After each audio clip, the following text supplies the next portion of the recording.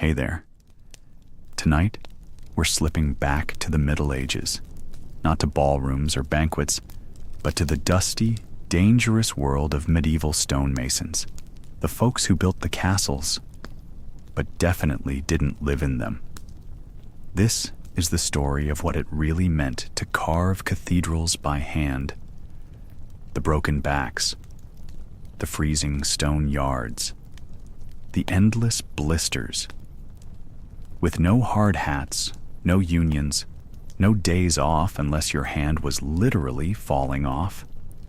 So, before you tuck in beneath your warm blanket, go ahead and like this video and subscribe to the channel, but only if what I do here genuinely helps you wind down at night.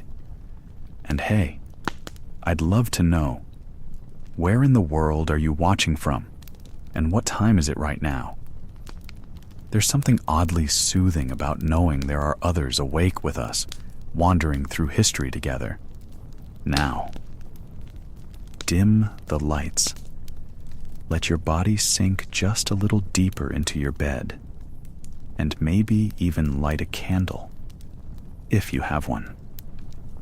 Let the soft sound of the world around you fade out, and let your mind step slowly onto the stone-covered paths of the 14th century. Let's drift back to an age where buildings were grand, but the work behind them?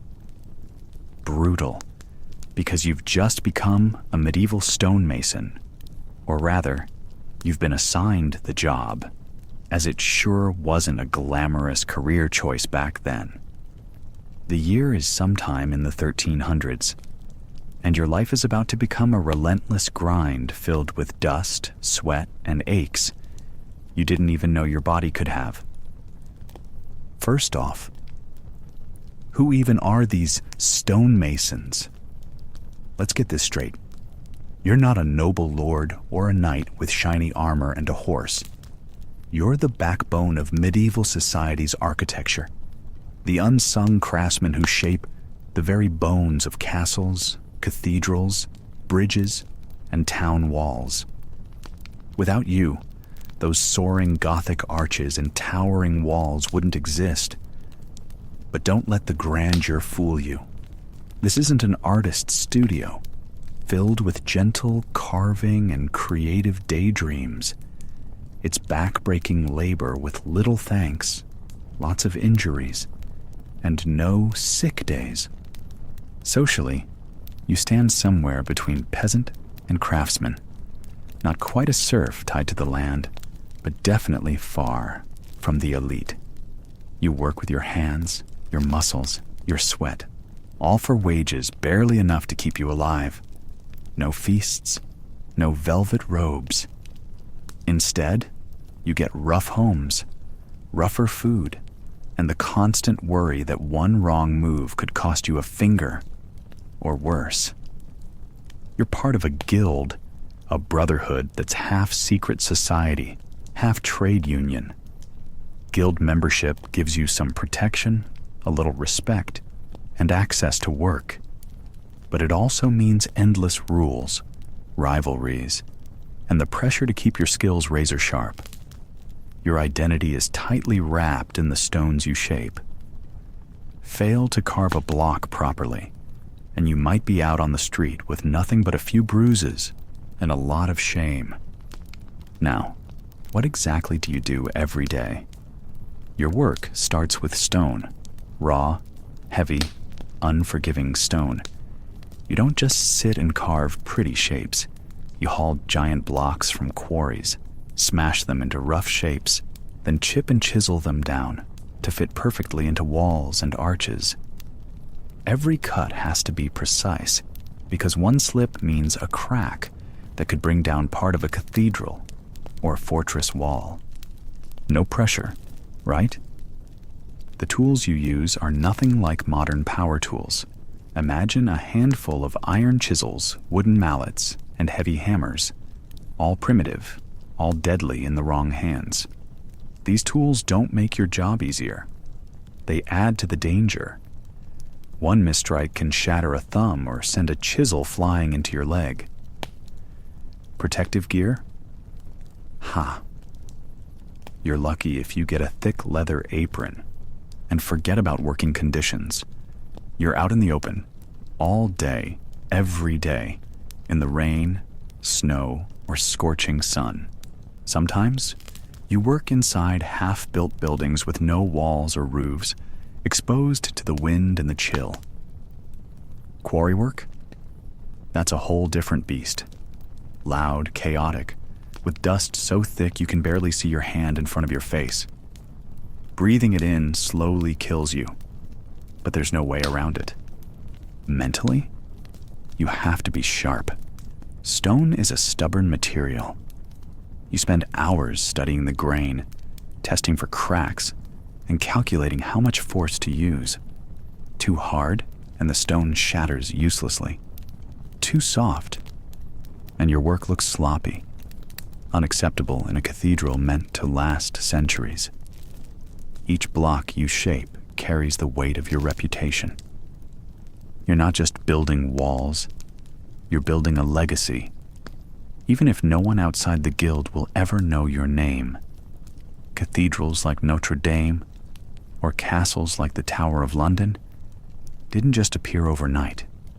They took decades, sometimes centuries, of your work and the work of thousands like you, and all while you lived and died in the shadows of these stone giants. The pay? Barely enough. You eat simple food, often the same hard bread and watery pottage peasants eat.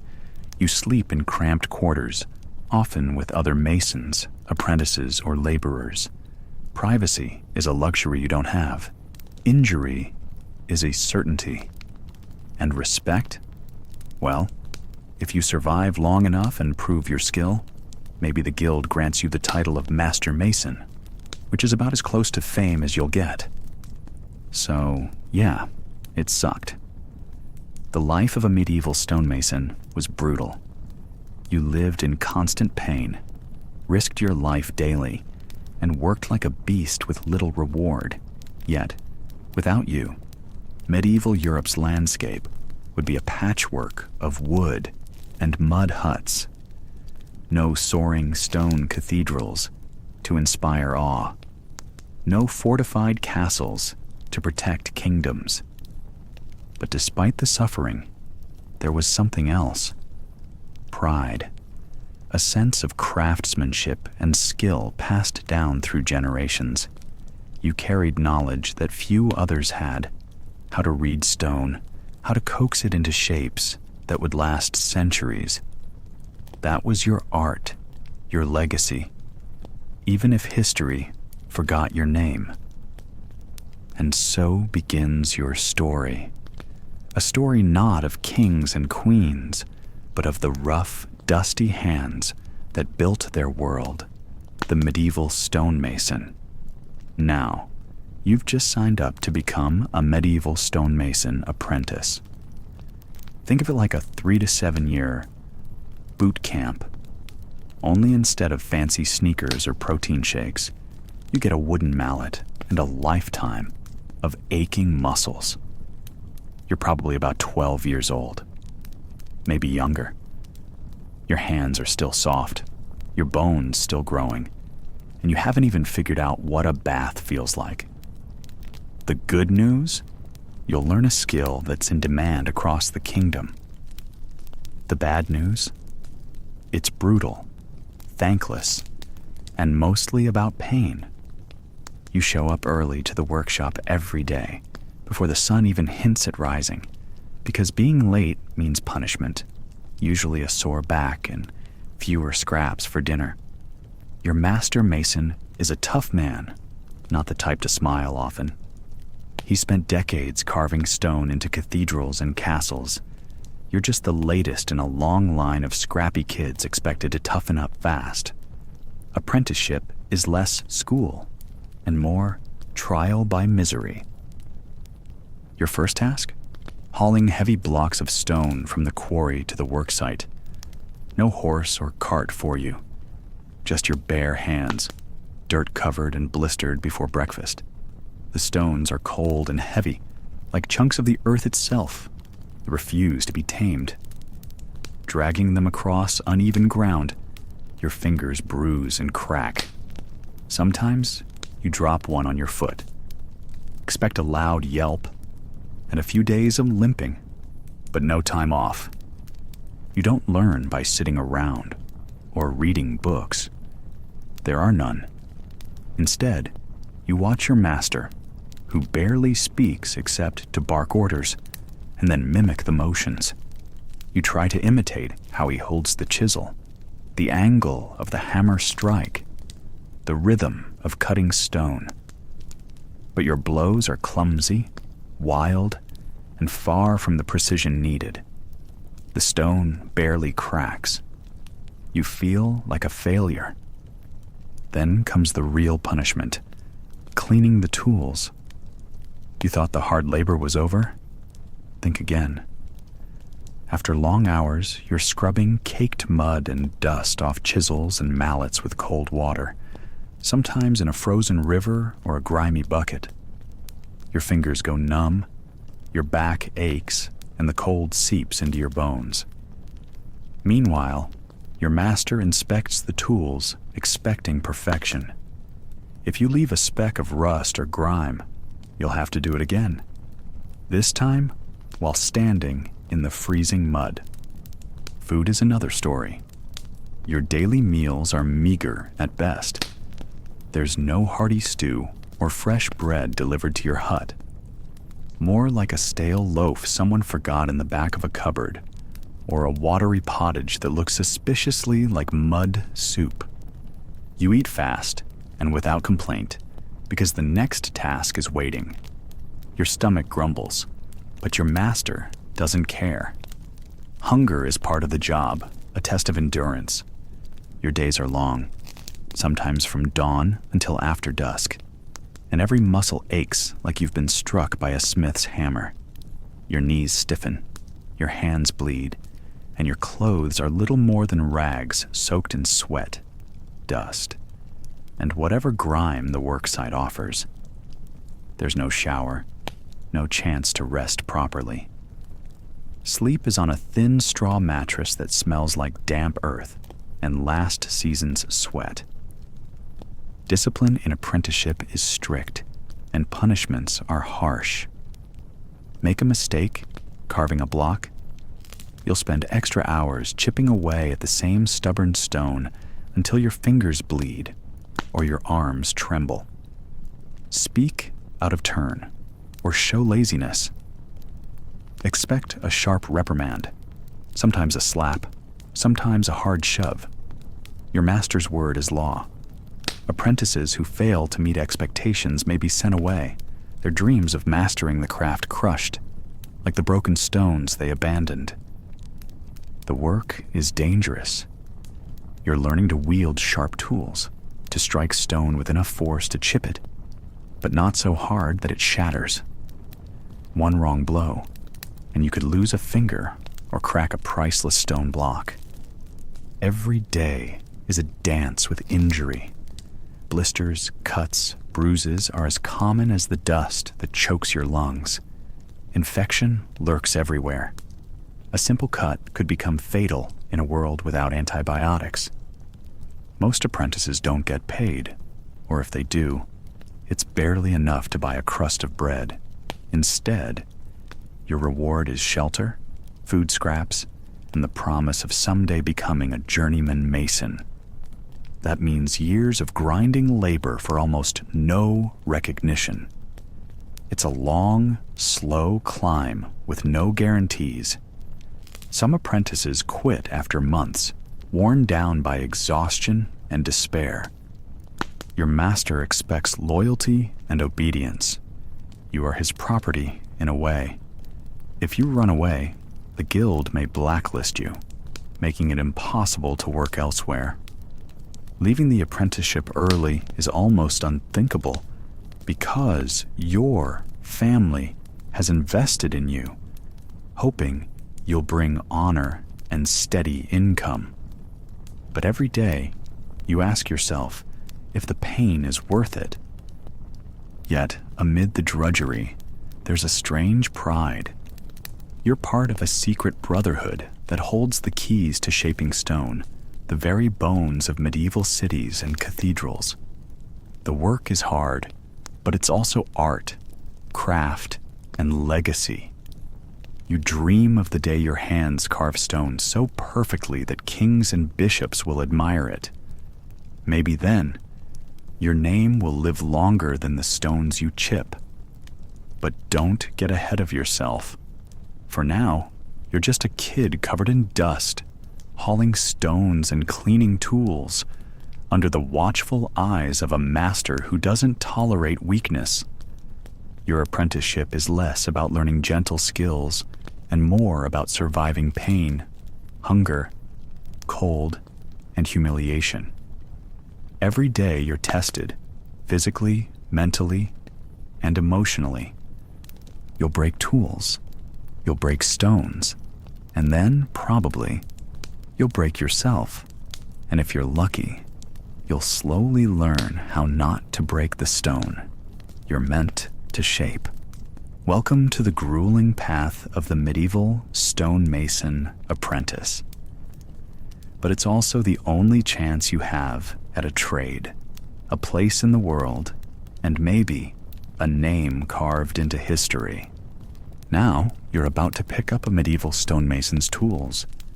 Now imagine hefting around these brutal tools day in, day out, under the hot sun or freezing cold, with nothing to soften the blow to your knuckles, your spine, or your pride. Welcome to the world of a medieval stonemason's workshop, where the tools are as unforgiving as the work itself. First, let's talk about the basics, the tools you'll carry everywhere, as essential as your own limbs: chisels, mallets, and hammers. Nothing fancy, no power drills, no diamond blades, no ergonomically designed handles. Just raw, heavy iron and wood, hand-forged and often ill-balanced. The chisel, your bread and butter, was a blunt, roughly sharpened wedge of iron with a wooden handle. The pointy end was meant to chip away at stone, but getting a clean, precise cut was a matter of luck and skill. The edges were dull by modern standards and required constant resharpening on a whetstone, usually with coarse sand and water. Sharp tools were rare because sharpening took time and energy, luxuries many masons could barely afford. And then, the mallet. This wasn't a light tap-tap on a piano kind of mallet. Think of a solid wooden club, sometimes as heavy as a newborn calf, with a handle as thick as your forearm. Swinging that repeatedly against a chisel to chip stone took not just strength, but brutal endurance. One slip or awkward hit could break your chisel, or worse, your hand. The hammer was another beast, sometimes heavier than the mallet, with a metal head designed to smash rough stones into shape. But wielding it was like wrestling with a small animal, unwieldy, prone to slipping, and unforgiving when it missed the mark. These tools didn't just weigh down your hands, they weighed down your entire body. Imagine swinging a mallet or hammer hundreds of times a day, every day, with no gloves, no wrist support, and no modern safety standards. Your palms blister, your joints ache, your back screams. And what about safety? There wasn't any. Wooden handles cracked, iron heads chipped and flew off unexpectedly. When a chisel slipped, it wasn't just your pride that got hurt. Fingers were crushed, knuckles shattered, and bones splintered. Fingers could be lost in an instant. There was no first aid kit, no immediate doctor, just a grimace, and the hope the injury didn't get infected. Masons worked without gloves or protective clothing because leather was expensive and cumbersome gloves ruined the delicate touch needed for fine work. So your hands took the full brunt. Calluses, cuts, and smashed fingers were badges of honor. Those who cried out at every hit were mocked as weak. Then came the wedges and levers, tools designed to split massive blocks of stone once they were roughly shaped. These wedges were just crude, iron spikes hammered into carefully scored cracks. If you didn't set them just right, the stone wouldn't split evenly, and the whole block was ruined. Wedges were heavy, hard to carry, and often bent or broke during use. Levers were made from long wooden poles, sometimes reinforced with iron bands, but those poles could snap under pressure, sending the mason sprawling, bruised, and breathless. No OSHA standards here. You learned to keep moving and accept the bruises as part of the job. Ropes and pulleys were often made of rough hemp, not the smooth, engineered fibers we have today. They frayed quickly, and a snapped rope at the wrong moment meant a deadly fall or a crushed limb. Imagine balancing on a shaky wooden scaffold, chisel in one hand, mallet in the other, while trusting a frayed rope to hold your bucket of stone dust and tools. And the sharpening stone itself, a wet, heavy block of sandstone you carried in your pack. Sharpening was an endless chore. Dull tools meant wasted effort and damaged stone. But wet sandstone wore your hands raw, added more blistering to your already battered skin. Now, think about how crude and inconsistent these tools were. No quality control. Each hammer, chisel, and mallet looked different, made by a local blacksmith with varying skill. Some tools had crooked handles, some iron heads were brittle and cracked easily. You might borrow a tool from a fellow mason and find it totally unusable.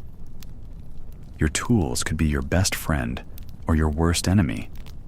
For the finer, decorative work, the intricate carvings on cathedrals or castles, masons had specialized chisels. Flat chisels for smoothing, point chisels for detailed lines, and tooth chisels for roughing surfaces. But these delicate tools were often too expensive for everyday use, and only the master masons had access to the full set. And what about the aprons, belts, or toolboxes? Forget modern tool belts. Masons often wore simple leather aprons, cracked and stained, with a few loops or pouches to hold chisels.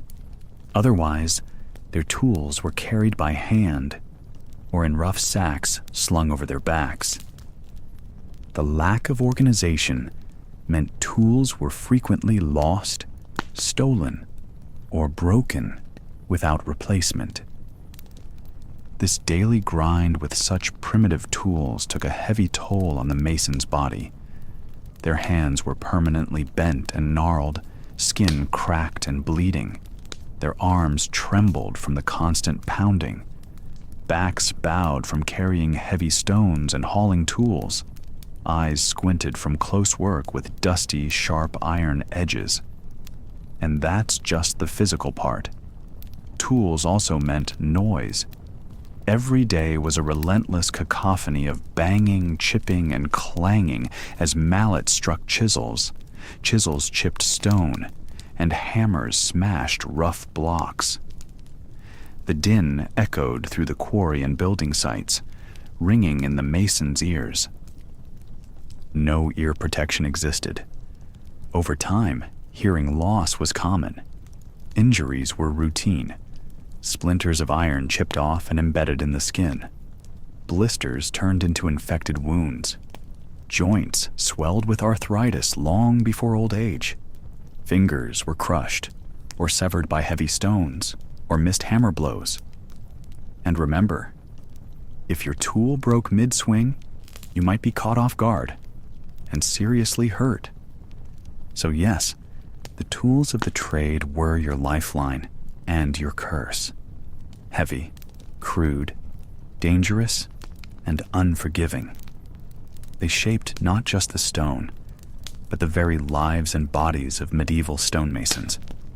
The next time you admire the soaring stone arches or delicate gargoyles of a medieval cathedral, remember the brutal tools that shaped every inch, swung tirelessly by hands cracked, bruised, and bleeding in a dusty world with no safety net. Being a medieval stonemason meant living, working, and risking it all with these primitive, heavy, and deadly tools. No wonder the phrase, "hard as a mason's day," might as well have existed. Your day begins like most medieval days, with cold that bites deep into your bones. Imagine standing outside before dawn, wrapped in nothing but a threadbare wool tunic and some rough linen pants. The air is thick with a fog that feels like tiny knives slicing your skin. You can see your breath puffing out in front of you like a ghost you'd rather not be haunted by. Your fingers are numb before you even pick up a hammer. If you think the cold is just unpleasant, think again. This isn't just about shivering or having red fingertips. No. This cold turns your joints to stone. Fitting for a stonemason, I suppose. Wrists stiffen, knees pop and ache, as if tiny hammers are pounding on them from the inside. Your spine feels like a creaky door on its last hinge. At 25 years old, you're already feeling older than your grandfather, who died back when you were still a kid. And it's not just the cold. The work site itself is a nightmare of dust, noise, and danger. The air is thick with a choking cloud of fine stone dust kicked up by every blow of your hammer and chisel. It's like breathing in tiny shards of glass all day long, every day. There's no mask, no filter, just your raw lungs trying to cope with the invisible enemy you can't see but can feel scratching your throat and sticking in your chest. This dust isn't harmless. It's the slow poison of silicosis, a lung disease that no one talks about until it's too late. You cough constantly, a deep, rattling cough that sticks in your chest. Your breath shortens as your lungs fill with scar tissue, slowly suffocating you from the inside out. But you don't have time to worry about that. Every day missed is a day without bread on the table. The sun eventually rises, but it doesn't bring relief. In fact, if it's summer, the heat is just as brutal as the winter cold. You're working outside, exposed to the full blast of the medieval sun, with no sunscreen, no shade, and no water cooler. The sun bakes the stone and your skin alike. Your hands blister under the relentless sun, and sweat soaks through your clothes, mixing with grime and dust to form a thick, uncomfortable paste that you can't wash off until the day ends. During those scorching months, dehydration is a constant threat. You're lucky if you have a clean well nearby because water sources are often contaminated with who knows what. Drinking from the stream means risking dysentery, or worse. But you gulp down what you can, knowing you can't stop or slow down because the foreman won't tolerate weakness. When you're not outside, you might be working inside a quarry or the half-built cathedral itself. The lighting in these places is dismal, dim, dank, and often downright dangerous. Candles are expensive, so they're used sparingly, and oil lamps flicker weakly, casting long shadows that turn every corner into a hiding place for accidents. Inside these cramped spaces, dampness is a permanent resident. The stone walls sweat, and the floor is slick with mud and water. Your boots, if you even have sturdy ones, are soaked and filthy. Your clothes never dry, clinging to your skin and turning cold and heavy. Every step you take feels like you're slogging through a swamp. But you can't stop. The work is endless. Let's talk about the noise. Imagine dozens of men smashing rock with mallets and chisels, shouting instructions, curses, and prayers all day long. The clanging of metal on stone creates a relentless cacophony that drowns out any chance of peace or quiet. Your ears ring constantly, long after the workday ends. And because you're surrounded by stone, every slip or missed hammer blow isn't just frustrating. It's dangerous. One careless swing, and you might smash your own hand, or knock a stone loose that sends your fellow masons tumbling down scaffolds or stairs. Safety measures?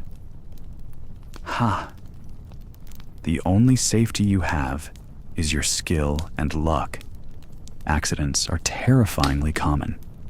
Broken bones, crushed fingers, head wounds, these are everyday risks. There's no protective gear, no hard hats, no gloves, no steel boots, just your bare hands, arms, and a leather apron, if you're lucky. Cuts and bruises are badges of honor and ignored until infection sets in. Speaking of infection, the worksite is a breeding ground for bacteria and germs.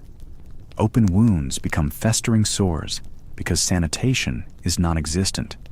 Mud, dust, and human sweat mix in the air and on surfaces, making every scratch a potential death sentence. A simple cut can turn gangrenous in days. The danger isn't just from stone and tools either.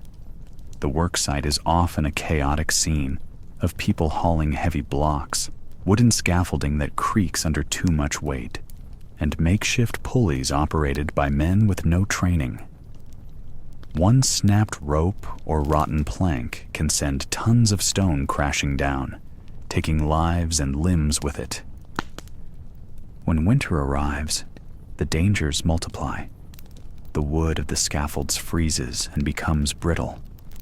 Ice coats the stone, turning every surface into a slip hazard. You're working in clothes that offer little warmth, your breath freezing in the air, and your fingers numb enough that your grip slips. Frostbite is a real threat, but complaining about it means being branded weak. Even the cold stone you work on isn't neutral. Frozen rock can shatter unpredictably, sending shards flying like tiny missiles. You dodge these deadly chips as best you can, but sometimes the bad luck finds you. And here's the kicker. Despite the grueling, dangerous conditions, the pace doesn't slow. There's always a deadline, always a noble breathing down the foreman's neck, demanding the cathedral's tower be finished before the next holy festival. You and your comrades work from dawn until your eyes bleed, often 6 days a week. You don't get breaks. If you're lucky, you might grab a quick sip of water or a bite of stale bread. But even that is a gamble. Step away too long, and the foreman yells at you. The fear of losing your job or worse means you push through exhaustion, pain, and cold. By the end of the day, you're covered in a thick paste of sweat, dust, mud, and blood. Your clothes stick to you like a second skin, and your muscles tremble from the strain. You stumble home, aching in places you didn't know existed, your lungs burning with every breath. But tomorrow, the cold will return. The dust will hang heavy in the air. The danger will wait, ready to snatch another careless soul. And you, the medieval stonemason, will wake up and do it all again. Now, you've just arrived at the medieval quarry, the very beginning of your stonemason journey. If you thought a mason's job was just chiseling pretty shapes all day on some elegant cathedral, think again. This is where the real work and misery starts. Welcome to the rock pit, the place where raw stone is wrestled from the earth by blood, sweat, and a whole lot of bruises. The quarry is not some scenic spot with fresh air and birds singing. Nope. It's a cacophony of grinding, banging, shouting, and the ever-present clatter of stone hitting stone. The air is thick with dust. Not the pleasant kind you wipe off your shelf, but the gritty, lung-choking variety that makes every breath feel like you're inhaling tiny shards of glass. You cough. You hack. Your lungs plead for mercy, but there is none. The quarry demands you pay your dues in full. Picture this: a wide-open pit carved into a hillside or cliffside, surrounded by ragged piles of shattered rock. The ground underfoot is uneven and strewn with sharp fragments, ready to cut through your poor, medieval boots, if you even have any. Barefoot? Lucky you. Your feet will become part of this violent ecosystem. The sun beats down mercilessly in summer, turning the stone hot enough to sear your skin. In winter, the chill seeps into your bones. The rock is cold and unforgiving as the quarry master's glare.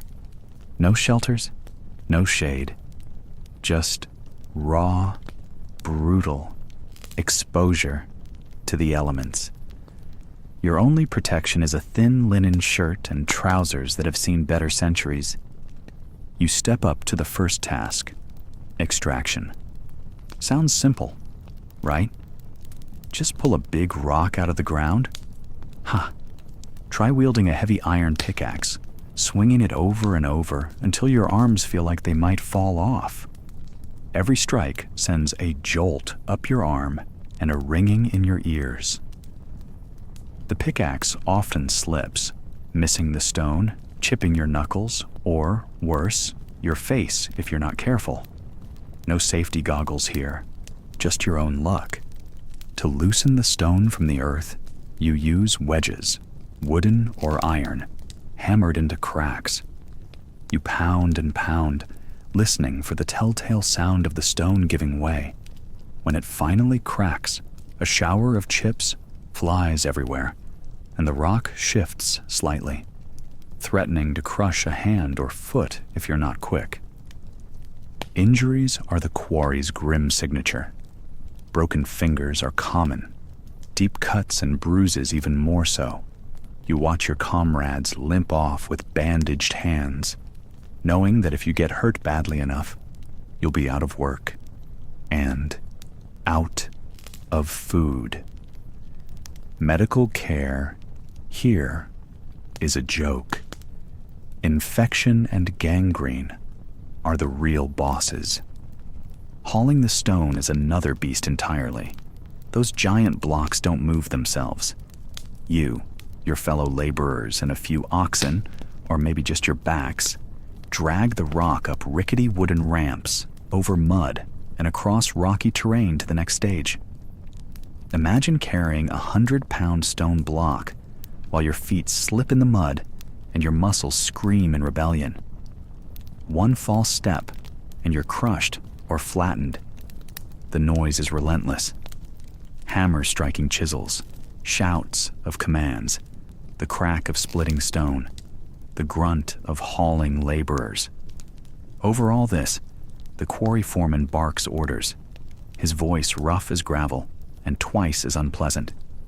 He's a man who knows the value of every second wasted, every misstep punished. Fall behind, and you'll feel his wrath. He doesn't care about your aching back or the blood blister on your palm. He cares about deadlines and stone quality. And quality is everything. The stone has to be perfect, or as perfect as you can make it under these conditions. Flaws in the rock mean hours of wasted work. A block that cracks wrong isn't just frustrating. It can bring the whole building down later. One bad stone, and all that effort goes to ruin. So the pressure isn't just physical, it's mental too. You're constantly eyeing each slab, hoping it won't betray you. Every day in the quarry starts before dawn and ends well after dusk. There is no coffee break. Your lunch is whatever you manage to bring or barter for. A chunk of bread, some cheese, maybe a handful of dried fruit if you're lucky. Most days, your stomach growls louder than the quarry's noise. You don't get to sit. You're either swinging a pickaxe, hammering a wedge, hauling stone, or patching a broken tool with what little scraps you have. Your hands become calloused and bloody. Your nails split and fall off. Your back aches so badly that every movement feels like a betrayal. The quarry isn't just tough because of the labor. It's a hotbed for misery and accidents. The dust you breathe settles deep in your lungs, creating a slow poison that will choke you over decades. It's called silicosis. But to you, it's just the thing that makes every breath a labor itself. The constant exposure to stone dust shortens your life by years, sometimes decades. And if the dust doesn't kill you, the stone might. Falling rocks, misjudged swings, collapsing quarry walls, any one of these can be your last. No safety harnesses, no helmets, no nets. Just you and your wits against a mountain that doesn't care. The quarry is also home to social chaos. Men compete viciously for the best work, for the quickest pay, for the few moments of rest. Arguments break out over tools, space, and who's slacking off. Sometimes fights erupt, and you might see a man with a smashed nose or a broken jaw by midday. Despite all this, the quarry is where every stonemason starts. Without it, no castles, no cathedrals, no grand arches would rise. The stones you drag out here will become the pillars and walls of great buildings. But that's a story for later. For now, you're covered in dust, sweat, and grime. Your hands bleed, your feet ache, your lungs burn, and the quarry whistle blows, calling you back for another day of hell on earth. So, you're ready for the quarry? Not really. Nobody is. But it's the start of your life as a stonemason, and if you survive this, you might just make it to the next miserable step. Welcome to the roughest, rawest, and most brutal part of the job, the quarry. You've just stepped out of the muddy, cramped worksite and onto a rickety wooden plank stretched out hundreds of feet above the ground. The wind howls around you like a pack of angry wolves. And below, the earth is just a distant blur. Welcome to the medieval mason's scaffold, also known as your personal death trap. There's no safety harness, no guardrails. Again, no OSHA inspector with a clipboard shaking their head in dismay. Just a few wooden planks nailed together, some ropes, and a prayer to whatever saint might be listening. Oh, and your hands? Gloved with nothing but calluses and blisters. You glance down. Your stomach twists like you've swallowed a nest of vipers. The gap between you and the ground looks like the abyss itself. One slip, one wobble, and gravity doesn't care if you're 22 or 62, apprentice or master. It's going to pull you down fast and hard. Scaffolds in the Middle Ages weren't built to be cozy or secure.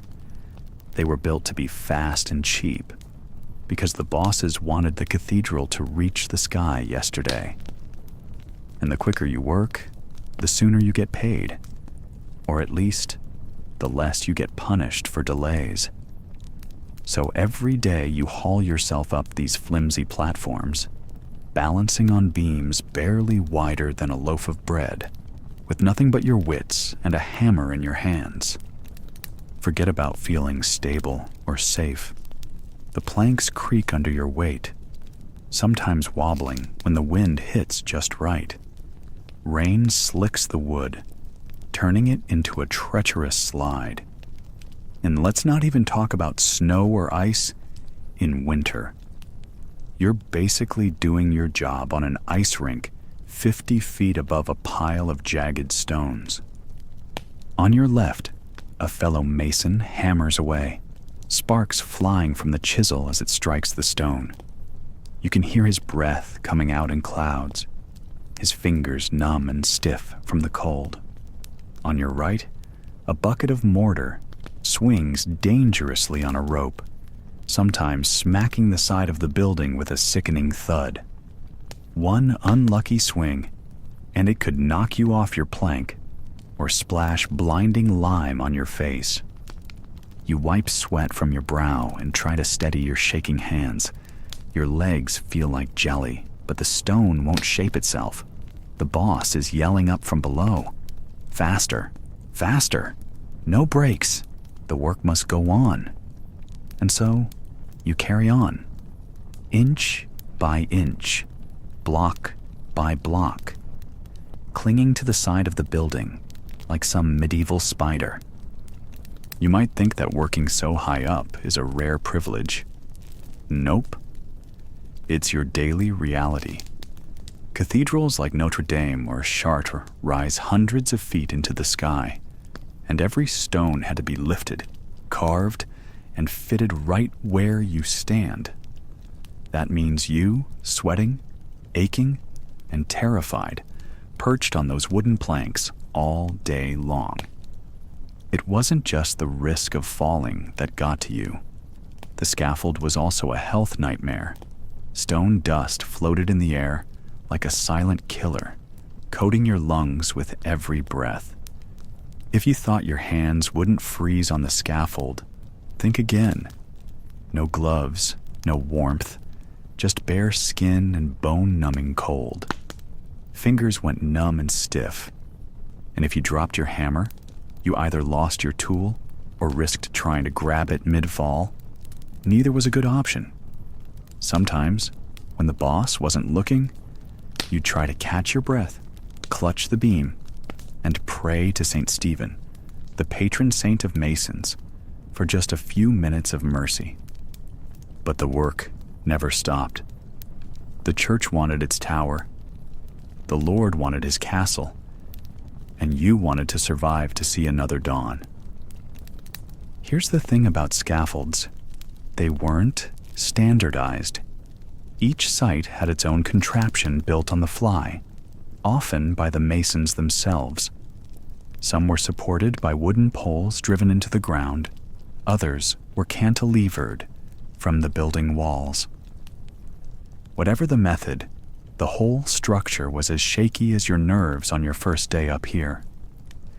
If a beam snapped or a rope frayed, there was no soft landing, just a deadly fall. Records from the time show that falling was one of the leading causes of death on medieval building sites.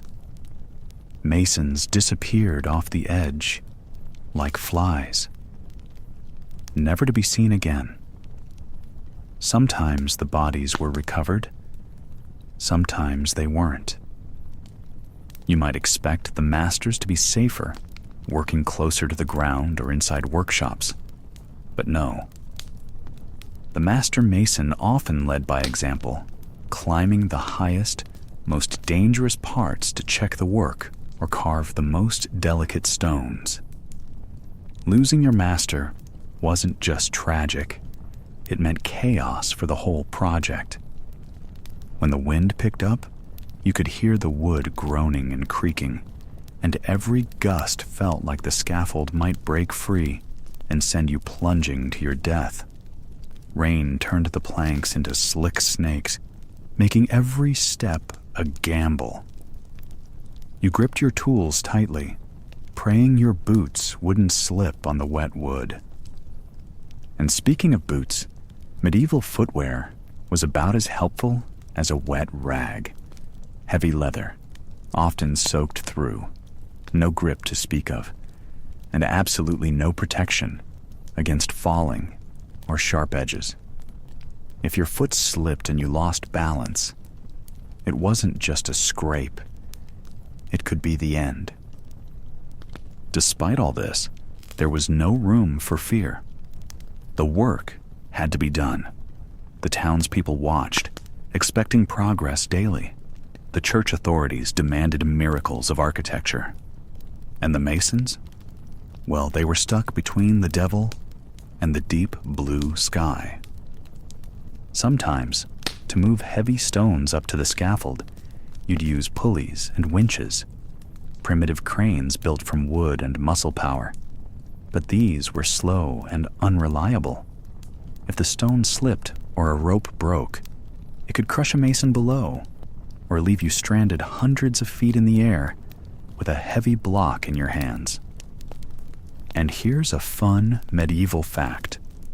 The only safety net you might get was a haystack placed below the scaffolding. Not exactly confidence-inspiring when you're swinging your hammer at a limestone block. At night, after a brutal day perched on wooden planks, you might think you'd finally get rest. Nope. Most masons lived in cramped quarters near the site, aching all over, muscles screaming, and minds racing, with memories of close calls and lost friends.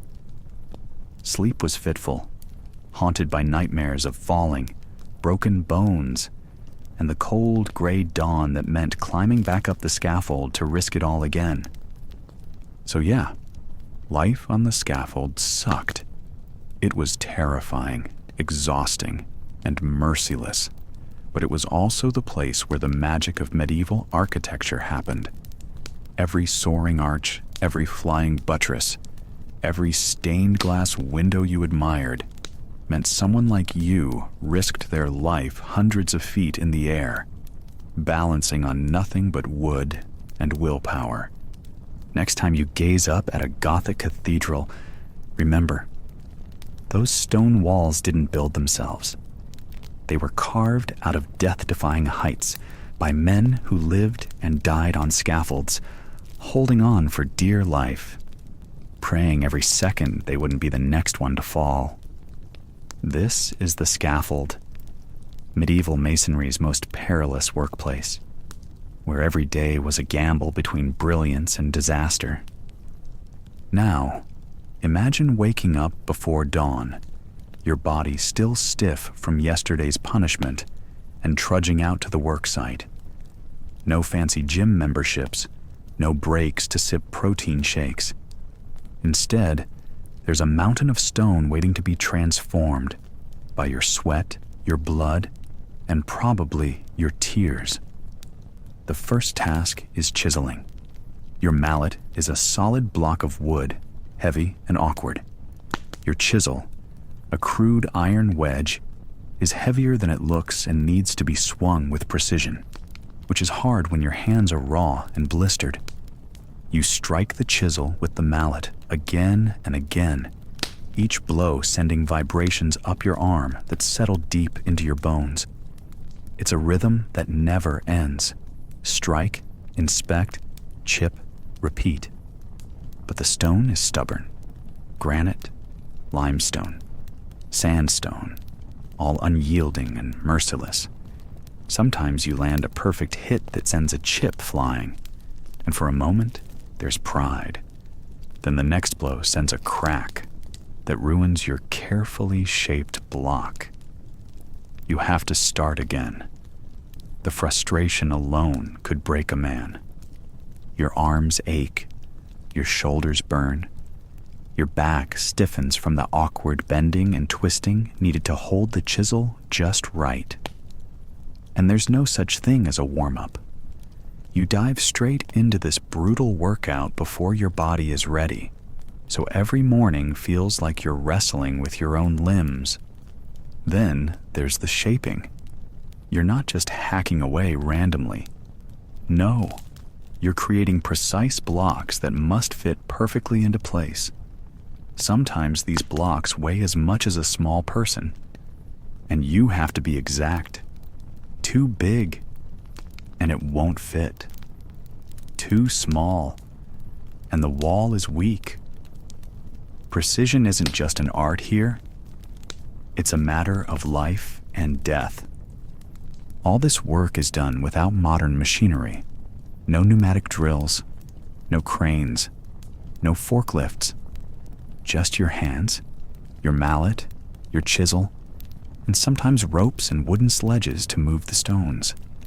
When the block is finally shaped, it's time to haul it. Imagine dragging or carrying a stone block that weighs several hundred pounds across uneven, muddy ground. No wheels, no carts, often just brute strength and clever use of logs and ramps. You and your fellow masons grunt and strain under the load, feet slipping on loose rocks or in puddles of mud. Every step is a test of balance and endurance. Sometimes the stone is moved on sledges, wooden platforms dragged by men or oxen. If you're lucky, oxen do the heavy pulling, but you still have to guide the sledges, steady them, and sometimes push from behind. One wrong move, and the whole load could tip over, crushing a foot or smashing fingers. Speaking of injuries, expect plenty. Your hands are your livelihood, but they take the worst of it. Blisters turn into cuts, tendons swell with overuse, tiny cracks in bones, sprains, and sometimes outright breaks are common. But a broken hand means no work and no pay, which is terrifying. You can feel the cumulative pain everywhere. Deep in your knees from constant crouching and lifting, in your lower back from bending and twisting, and in your neck from staring up at scaffolds or down at your work. You're exhausted before you even break for a meager meal. Let's talk about tendinitis, the medieval mason's invisible enemy. That burning, stabbing pain in the wrists and elbows comes from doing the same hammering motion thousands of times. There are no ibuprofen tablets or stretching routines here. You just grit your teeth and keep going, hoping the pain doesn't turn into something worse. And it often does. Some masons develop chronic conditions that make their hands curl into useless claws, or their arms stiffen like iron bars. But there's no retirement plan. You work until your body gives up, which for many happens decades before their time. When you're not shaping or hauling, you might be tasked with rough dressing, a less skilled job, but still backbreaking. This involves roughly chopping away excess stone to give a block its basic shape before the finer work begins. Even here, the work is relentless, repetitive, and punishing. The daily rhythm is brutal. Strike, chip, haul, sweat, bleed, repeat. No matter how skilled you become, no matter how proud you are of the magnificent cathedral taking shape under your hands, your body is a wreck. Calluses so thick you can barely feel your fingers, nails split or lost entirely, skin hardened and cracked. The cold makes your hands stiff and painful. The heat turns your sweat into grime that collects under your nails. Your clothing offers little protection. A simple linen shirt and woolen trousers, often torn and patched, do nothing to shield you from sharp stone chips flying in all directions. The occasional crushed finger or eye injury is just part of the job. You don't complain. That's for nobles and clergy. You accept the pain because you have to. Your family depends on your wage, and without your labor, the massive stone walls would never rise. It's easy to romanticize medieval stonemasonry, picturing noble craftsmen carving beautiful sculptures and intricate capitals. But the truth? Most of your day is brutal, dull, exhausting manual labor, shaping rough blocks into something usable, over and over with little rest. And after a full day of this, your muscles scream for mercy. Your hands throb, and your joints cry out. You limp home, hoping tomorrow's work isn't worse. But tomorrow will be worse. Because stone never stops resisting, and neither does your relentless schedule. And there is no mercy from the stone. But remember, you're not just signing up for a lifetime of back-breaking labor and constant injuries. You're stepping into a secretive brotherhood built on rivalry, oaths, and whispered codes. Welcome to the world of the Masons' Guilds, where friendship is complicated, competition is fierce, and trust is as precious as the stones you carve. First off, these guilds weren't just friendly clubs or unions in the modern sense.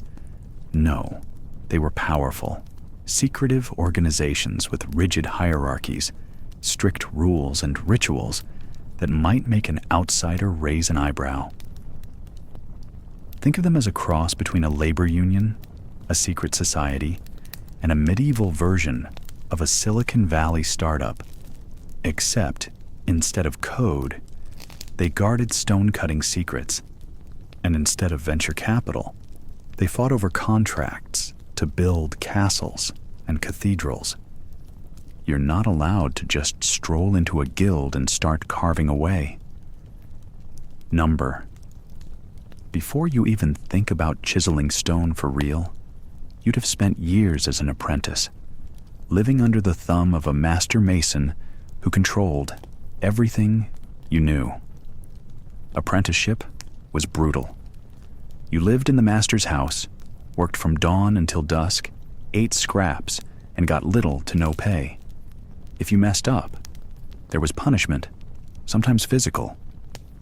You learned everything in silence, memorizing the guild's secret techniques and symbols, because the guild's knowledge was power. And the guilds kept that power close. They had special signs, handshakes, and passwords, a whole secret language to make sure only their men got the good contracts. If you ever leaked the guild's secrets, say how to carve a perfect flying buttress, or how to shape stones so they locked perfectly, you'd be cast out, shunned, or worse. Rumors tell of masons being maimed or threatened to keep secrets safe. So yeah, you better keep your mouth shut. Guild meetings were something else. Imagine a dark, smoky room full of rough, burly men, faces smudged with dust and sweat, gathered around a wooden table with candlelight flickering on stone walls. There, they discuss everything from who gets the next big job, how to handle troublesome apprentices, to how to deal with rival guilds trying to muscle in on their territory. Speaking of rivals, guild rivalries were nasty. If you thought building cathedrals was tough, try keeping your turf from other guilds. Sometimes disputes turned violent. There are accounts of brawls breaking out over contracts or accusations of stealing apprentices. There were no HR departments or police that would care. It was survival of the toughest and sometimes the cleverest. Rival guilds also competed fiercely to prove whose masons were better. There was immense pride in craftsmanship, and guilds didn't hesitate to belittle the work of others. You might find yourself undercut by rumors that the other guild's stones crumble too easily, or that their masters were slackers. Every cathedral or fortress was a billboard showing whose guild had the best masons. It was an unending battle for prestige and profit. Within the guild, hierarchy ruled everything. At the top were the masters, seasoned masons who had proven their skill, leadership, and loyalty. Masters got the best wages, chose their apprentices, and controlled projects. Below them were journeymen, skilled workers who had finished apprenticeship but weren't yet masters. They roamed from job to job, learning different techniques, hoping to one day gain master status. Apprentices were at the bottom, often treated harshly, but dreaming of the day they'd chisel their name into stone as equals. Each level had its privileges and its pressures. For masters, every stone carved poorly was a stain on their reputation. For apprentices, one mistake could mean being thrown out or forced to start over elsewhere. Journeymen often faced the loneliness of travel, staying in strange towns, depending on guild networks for work and lodging. Guilds also had strict codes of conduct. Loyalty wasn't just encouraged, it was demanded. Masons weren't allowed to work for anyone outside the guild. Breaking this was considered treason. If you accepted work from outsiders or shared guild secrets, you risked fines, exile, or worse. The guild was like family, and betraying it was unforgivable. But don't picture only solemn meetings and cutthroat competition. The guilds had rituals and ceremonies too. Some might seem bizarre today. Initiations could involve symbolic tests or oaths, often performed in near darkness with mysterious hand signs. These rituals bound the brothers together, reinforcing trust and secrecy. For a mason, your guild was your second family. A rough, dusty, sometimes dangerous family, but family nonetheless. Guild halls were hubs of activity and social life. Outside the job site, masons gathered there to share news, brag about projects, trade tips, or simply drink away the aches from the day. These halls had to be sturdy, built by their own hands, stone and timber crafted with pride. Inside, walls might be decorated with symbols only the initiated understood: compasses, squares, and other tools representing the craft's sacred geometry. This brotherhood wasn't just about protecting secrets and competing. It was also a way to ensure quality. Guilds regulated training, set standards for workmanship, and punished shoddy work. If a mason delivered poor stonework, the guild could fine him or bar him from working. This ensured that medieval cathedrals and castles didn't fall apart in a decade and preserved the guild's reputation. But all this protection came at a cost. The guild system was expensive and exclusionary. Guild fees, fines, and costs for tools and materials piled up. If you weren't careful, you could find yourself drowning in debt. Some masters used the system to keep competition out, controlling the supply of skilled workers and pushing wages down. Guilds could be as ruthless to their own members as they were to outsiders. Despite the hardships, belonging to a guild gave masons a rare sense of security in a brutal world. Medieval life was harsh. There were wars, famines, and plagues. Guilds sometimes provided rudimentary insurance, helping injured masons or their families with money or support if things went south. It was one of the few ways a laborer could have backup in a time before welfare or workers' comp. And so you see, being a stonemason wasn't just about shaping stone. It was about navigating a complex social world full of secrets, loyalties, rivalries, and rituals. Every block you carved, every chisel strike was more than work. It was a test of your place in the brotherhood, a performance watched by your peers and competitors alike. Fail to impress, and you'd quickly find yourself out on the street, with nothing but a chisel and a dream. So next time you look up at a soaring Gothic cathedral or a sturdy stone bridge, remember, those perfect stones were carved not just by skill, but by a tangled web of brotherhood, secrecy, and rivalry. The Masons' guilds made medieval stonework both possible and painfully exclusive, a world where knowing the right handshake was as important as knowing the right cut. You've just taken your chisel and mallet to a slab of stone, ready to shape the very backbone of a cathedral wall. The problem? The stone has other plans. You swing, you chip, you sweat, and then it cracks. Wrong. Or worse, it shatters, splintering like a rotten branch underfoot. Welcome to the masochism of stone, the curse that every medieval stonemason knew all too well. Because stone, that stubborn eternal beast, isn't just rock, it's a living nightmare wrapped in a beautiful facade. A puzzle that refuses to be solved. And a torment that can sap your soul and shatter your work. Stone doesn't care about your plans. It doesn't listen to your prayers. It laughs silently at your effort.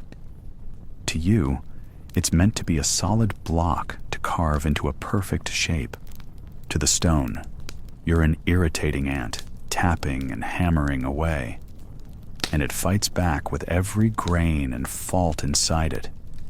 Imagine this. You've been working on a single block for hours, your hands raw and aching, your back screaming from bending over, sweat stinging your eyes, and your breath coming in ragged gasps. The block should have been shaped yesterday. But no, you strike your chisel, and the stone doesn't flake off nicely like it did on the last block. Instead, it cracks in the wrong place. A long, deep fissure splitting your work in two. Now, you have to start over. Or worse, try to salvage a piece too small or misshapen for the plan. Every cracked stone meant wasted time, wasted sweat, and wasted hope. There were no easy fixes, no power tools to smooth edges, no perfect blocks waiting in neat piles. Every piece was a gamble. You never knew if the stone would yield beautifully to your chisel or rebel and ruin hours of labor in a single, heartbreaking moment. The unpredictable nature of stone came from how it was formed millions of years ago, by pressure, heat, and time. Sometimes, those pressures left invisible weaknesses, tiny cracks, veins of softer minerals, or air bubbles trapped inside, could turn the smoothest stone into brittle shards. You wouldn't know until you struck it with a hammer. This meant every stone block was a mystery box, a roll of dice with your effort as the stake. The worst part? You could never just toss out a cracked stone and order a new one. Quarries were far dangerous places, and transporting heavy stone was costly and slow. So, when a block split, you might have to force it to work, or simply accept an inferior shape and hope the builders wouldn't notice. Now imagine the frustration. You're a man or woman who has spent years learning this craft, from apprentice to journeyman, mastering the delicate art of coaxing stone into submission. Yet the stone constantly humiliates you. It mocks your skill and determination. You leave work with blistered hands, aching shoulders, and a mind full of ruined blocks. Your pride takes hits daily. Sometimes the stone fights back with an invisible enemy, the stone grain. If the grain ran in the wrong direction, your chisel's edge would catch and pry, shattering the surface in unwanted splinters. You could spend hours on one face only to find it's full of tiny cracks ready to burst when pressure hits. And it's not just the shape that betrays you. The stone's texture and hardness changed depending on the quarry and type. Limestone could be soft and crumbly, or rock hard like concrete. Sandstone might flake off like dust, or hold firm. Granite, the hardest of all, could wear down your tools faster than you could sharpen them. Speaking of tools, even the sharpest chisel was no match for stone's stubbornness. After a few hours of hammering, your tools dulled, requiring constant resharpening on stones themselves. But even that was a losing battle. Sharpening was slow, dusty work, and no tool lasted forever. Once your chisel lost its edge, it was useless, just another piece of scrap. You might spend half a day just sharpening and resharpening, the other half hammering stone that refuses to behave.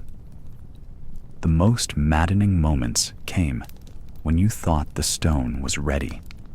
You'd spent hours smoothing a face, perfecting an angle, making sure the block fit the design.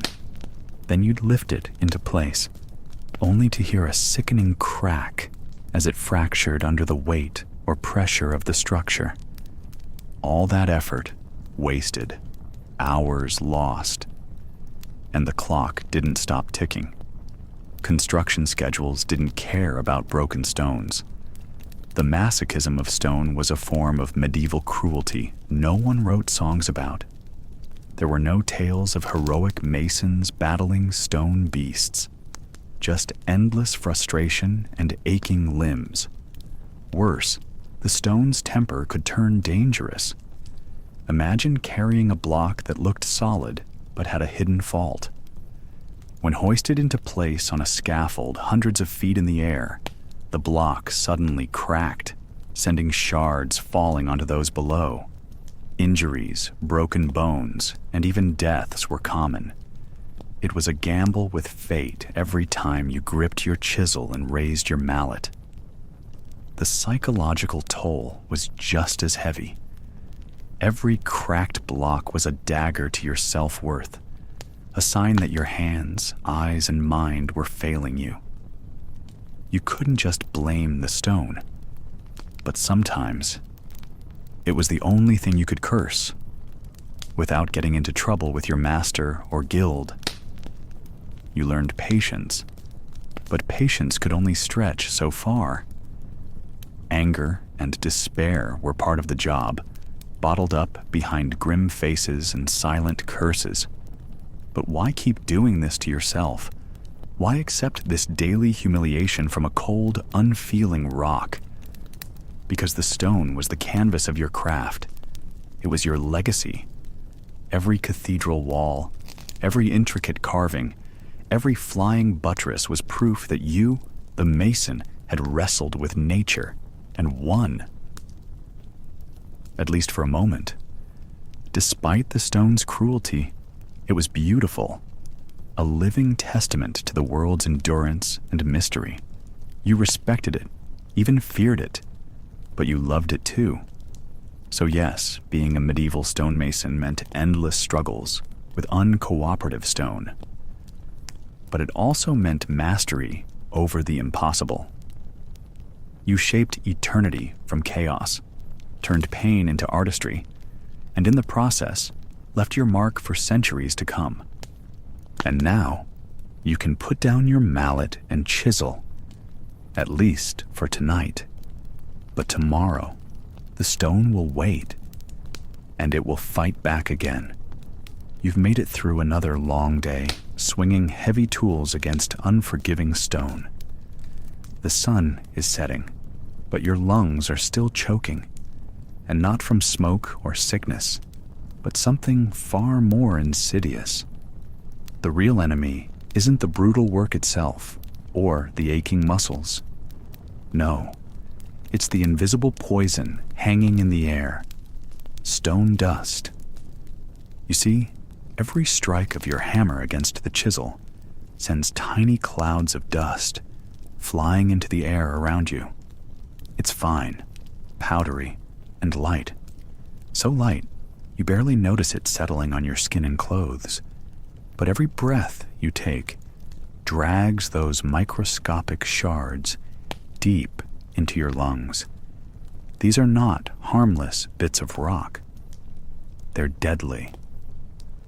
You don't see the danger at first. The dust doesn't sting your eyes or burn your skin, but it sneaks inside you, and there it begins its slow, merciless attack. This is silicosis, the medieval mason's silent killer. The moment you enter the quarry or construction site, the air turns thick. It's not just the sweat of your labor or the smell of wet earth. It's the fine dust from limestone, sandstone, or granite, whatever stone you're working with. You work face to face with this cloud, hammering, chiseling, and cutting. No masks, no ventilation, no safety protocols. Just you and the dust, locked in a deadly embrace. Silicosis is caused by inhaling tiny particles of crystalline silica, a mineral found in most stone. Once these particles get lodged deep in your lungs, your body freaks out. It tries to protect itself by building scar tissue around the irritants.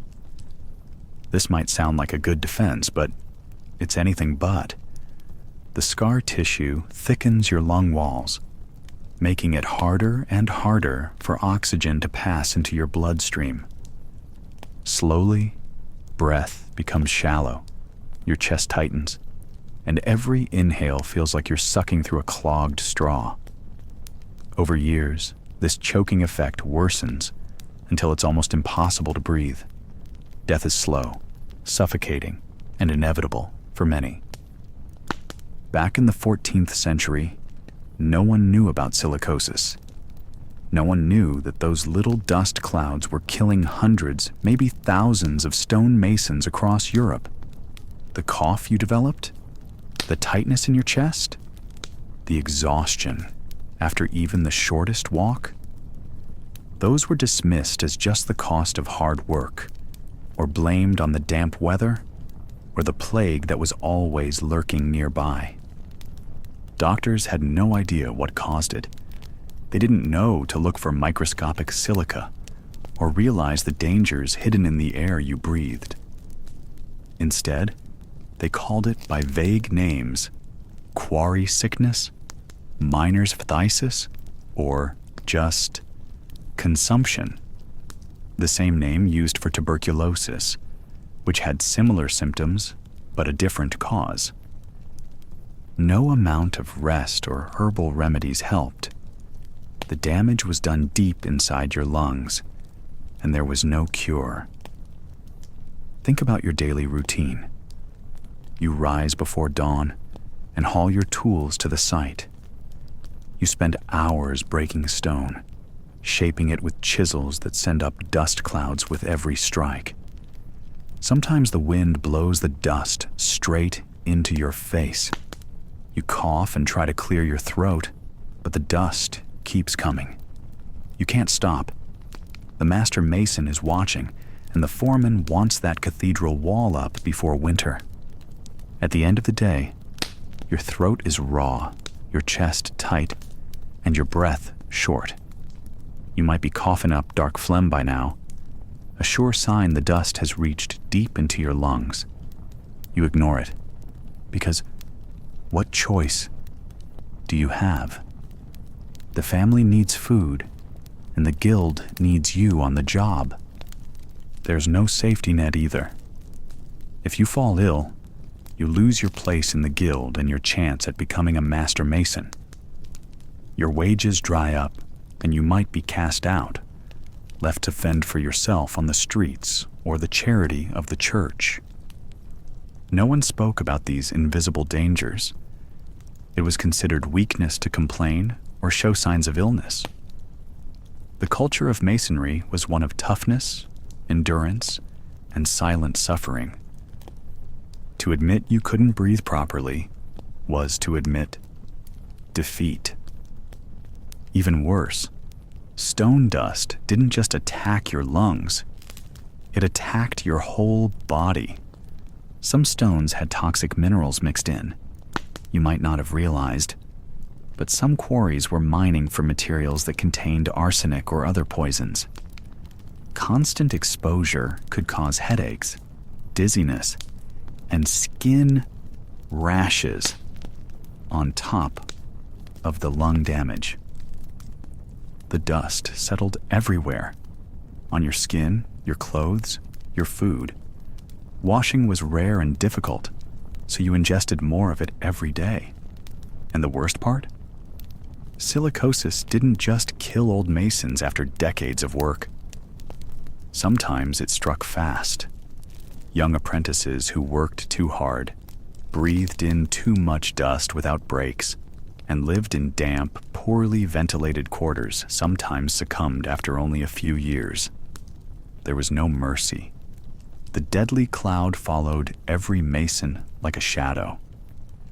Look around the construction site.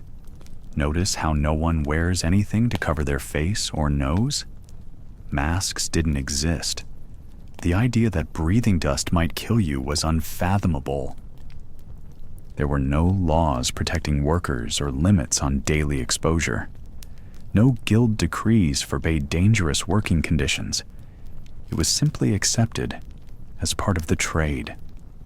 An unspoken truth that the price of beautiful cathedrals and mighty castles was the slow death of those who built them. Imagine the masons who survived silicosis for years. Their lives became a nightmare of coughing fits, breathlessness, and weakness. Their families watched helplessly as these strong men turned fragile, their lungs filling with scar tissue until every breath was a struggle. Some might have tried folk remedies, drinking herbal teas, breathing steam from boiling herbs, or wearing amulets blessed by priests to ward off illness. None worked. None could fight the dust in their lungs. The dust was a thief, stealing life, breath by breath. And yet, despite all this, the stonemasons persevered. They knew the dangers, but continued their work because it was their craft, their livelihood, and their only path to survival. Every cathedral spire piercing the sky, every arch supporting a vaulted ceiling, every intricate carving on a chapel wall was a monument to their suffering. They built beauty with poisoned lungs. So the next time you admire a medieval cathedral or stand beneath a towering stone wall, remember the invisible enemy that killed so many hands that shaped those stones. Silicosis, the deadly poison of stone dust, is the hidden tragedy behind every block and every chisel mark. You've survived another brutal day heaving, chiseling, and hauling stone like your life depends on it. Because it does. Your hands look like the hands of someone who's been through 1,000 battles, cracked, scraped, dirt-caked, and aching in every joint. You're covered in a layer of grime that no amount of rubbing will fully remove.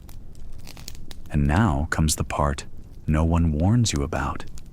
The medieval stonemason's daily torment that has nothing to do with stone, but everything to do with washing up.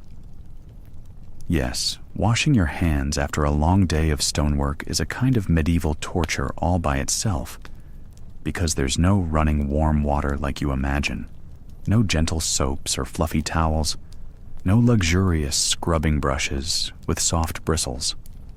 Nope. You're about to dunk your hands into a basin of freezing cold water that might as well be pulled straight from an icy mountain stream or the local well. The cold hits you like a slap. Your fingers go numb almost instantly, and you start regretting the decision before you even dip your hands in. You grimace through the shock, scrubbing the ingrained dirt, grit, and stone dust from your skin with rough, scratchy cloth, if you're lucky enough to have any cloth at all. Often, it's just your sleeve or a piece of burlap torn off a sack. It doesn't help much. And then the cold water makes the tiny cracks on your hands sting. 1,000 tiny fires lighting up every scratch and cut. But that's just the beginning. In the freezing months, washing up isn't just uncomfortable, it's dangerous. Your skin, already raw and abused, reacts by developing painful blisters and chilblains. These are nasty little sores caused by the cold, inflamed, itchy, and sometimes bleeding. Imagine your hands swelling up painfully and then cracking open in the bitter cold, exposed to stone chips, dust, and the grime you've been digging out all day. And yet, you have no choice. A mason's hands must be clean enough to keep working the next day, or you risk infection so bad they could mean weeks out of work, or worse. And hygiene, well, medieval hygiene is a cruel joke. Forget modern standards. Bathing regularly? Rare. Soap? Even rarer. Water was precious and often dirty. You probably share the washing water with your entire family, livestock, and half the village. And water near the work site is usually muddy and full of grit, so your washing only scrubs the big chunks of grime off, but leaves microscopic stone dust and filth lingering in your skin's cracks. Washing your hands after work was less about feeling fresh and more about survival. Stone dust was an insidious enemy, constantly clogging pores, causing skin irritation, and when inhaled, leading to deadly lung diseases. Silicosis, as we call it now. But your skin was your first line of defense. If you didn't scrub it off, you risked infections from minor cuts turning septic. Infections that would have sent you limping to a barber surgeon, hoping you'd live long enough to work another day. But don't get the idea that there was a pleasant spot to clean up at the end of the day. Your washing station might have been an old wooden bucket filled with cold water, carried from the well. The bucket's rim might have been cracked, the water cloudy, and the basin shared with the rest of your family. Children who played in the dirt all day, and animals who didn't care about cleanliness. You dipped your hands in, grimaced, scrubbed, and pulled them out, chattering teeth in the cold. And once your hands were clean, which is a relative term, they were still raw and swollen. You'd rub them on your woolen tunic to dry, but the wool was coarse and itchy, scraping open the fresh blisters and making you wince. Your knuckles would be stiff, joints aching from the day's labor and the cold shock of the water. You might even hear a faint cracking noise as your fingers stretched out. The dry, damaged skin sometimes cracking like old parchment. Yet, despite all this, washing was mandatory. The guilds and your masters demanded some form of hygiene. It kept the worksite from becoming a breeding ground for diseases and infections that could stop the entire project. And besides, you were about to eat, and even medieval masons preferred not to have layers of dirt and stone dust in their food. So with a grunt, you prepared for your daily ritual of pain, cold, and blistered hands. And the blisters? They were relentless. Not just the painful ones from cold water, but those formed from gripping and pounding stone all day long. The thick leather gloves that might protect your hands today? Rarely an option back then. Your skin took the full brunt of hammer, chisel, and mallet.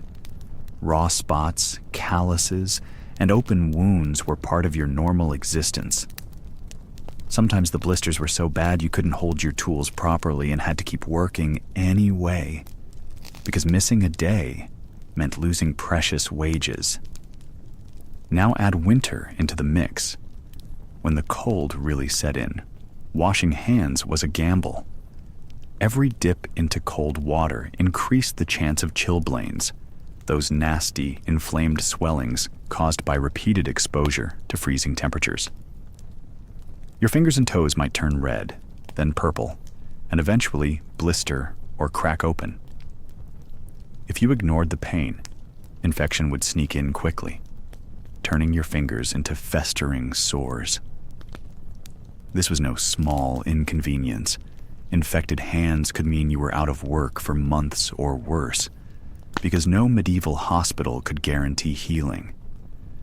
You'd be lucky just to avoid amputation. And yet, despite the pain, the risk, the misery, washing up was a small mercy compared to the other horrors your hands endured. Imagine digging stone dust and dirt out from beneath your fingernails without anything better than a twig or your own teeth.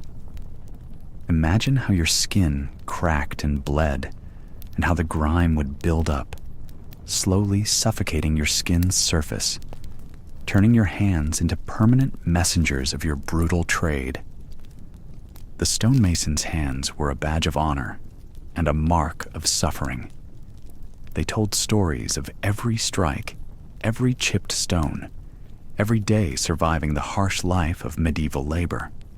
But those hands, blistered and cracked, were also the reason you could keep working day after day, despite the cold, despite the pain.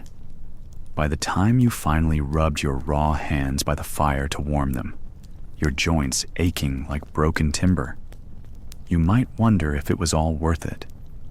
Yet, the stones still needed shaping, the walls still needed building, and tomorrow's sunrise promised another day of cold water, blisters, and stone dust. Welcome to the harsh reality of washing up as a medieval stonemason, a daily ritual of pain hidden beneath the glory of stone cathedrals and castles. The price of keeping clean was blistered hands and frozen flesh, a small but constant torment that made the workday's end feel anything but like an end. You've just smashed your thumb with a hammer. Or maybe you've taken a nasty fall from the scaffold and ended up with a cracked rib or a nasty gash on your forearm. You're a medieval stonemason, which means injuries are not a question of if, but when. And here's the bad news. The medieval world does not have your back. Welcome to medieval medicine, where the hope for healing often feels as distant as a warm bath or a decent night's sleep. Your local doctor is probably a barber who also cuts hair and shaves beards, or maybe a monk who's read some dusty manuscripts but never actually seen a wound in real life. Sometimes it's a rudimentary surgeon, a guy with a sharp knife and no anesthesia, but lots of confidence. First, let's set the scene. You're bleeding. Maybe a bone is sticking out. Your mates don't exactly run for a first aid kit. Instead, someone fetches the barber surgeon, the town's go-to for all things sharp, painful, and potentially life-saving or life-ending. Pain relief? There is no morphine, no ether, no even aspirin. You get a slug of strong wine or maybe a swig of some nasty herbal brew. Your scream echoes through the village, but hey, at least you're alive. Probably. Now the treatment begins.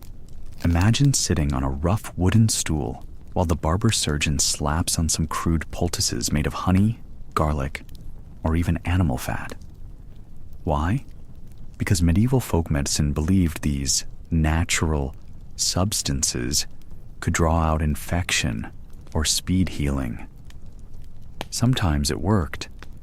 Sometimes it just made things smell worse. Oh, and those wounds? They're rarely cleaned properly. No sterile gloves, no iodine, no antiseptics. The barber might rinse a cut with some wine. At least the alcohol kills germs. But most often, dirt and grit remain festering in your wound, ready to breed infection. You can almost hear the hum of bacteria multiplying in there. Soon enough, redness, swelling, and fever set in. The dreaded infection. Without antibiotics, which won't be invented for another 500 years.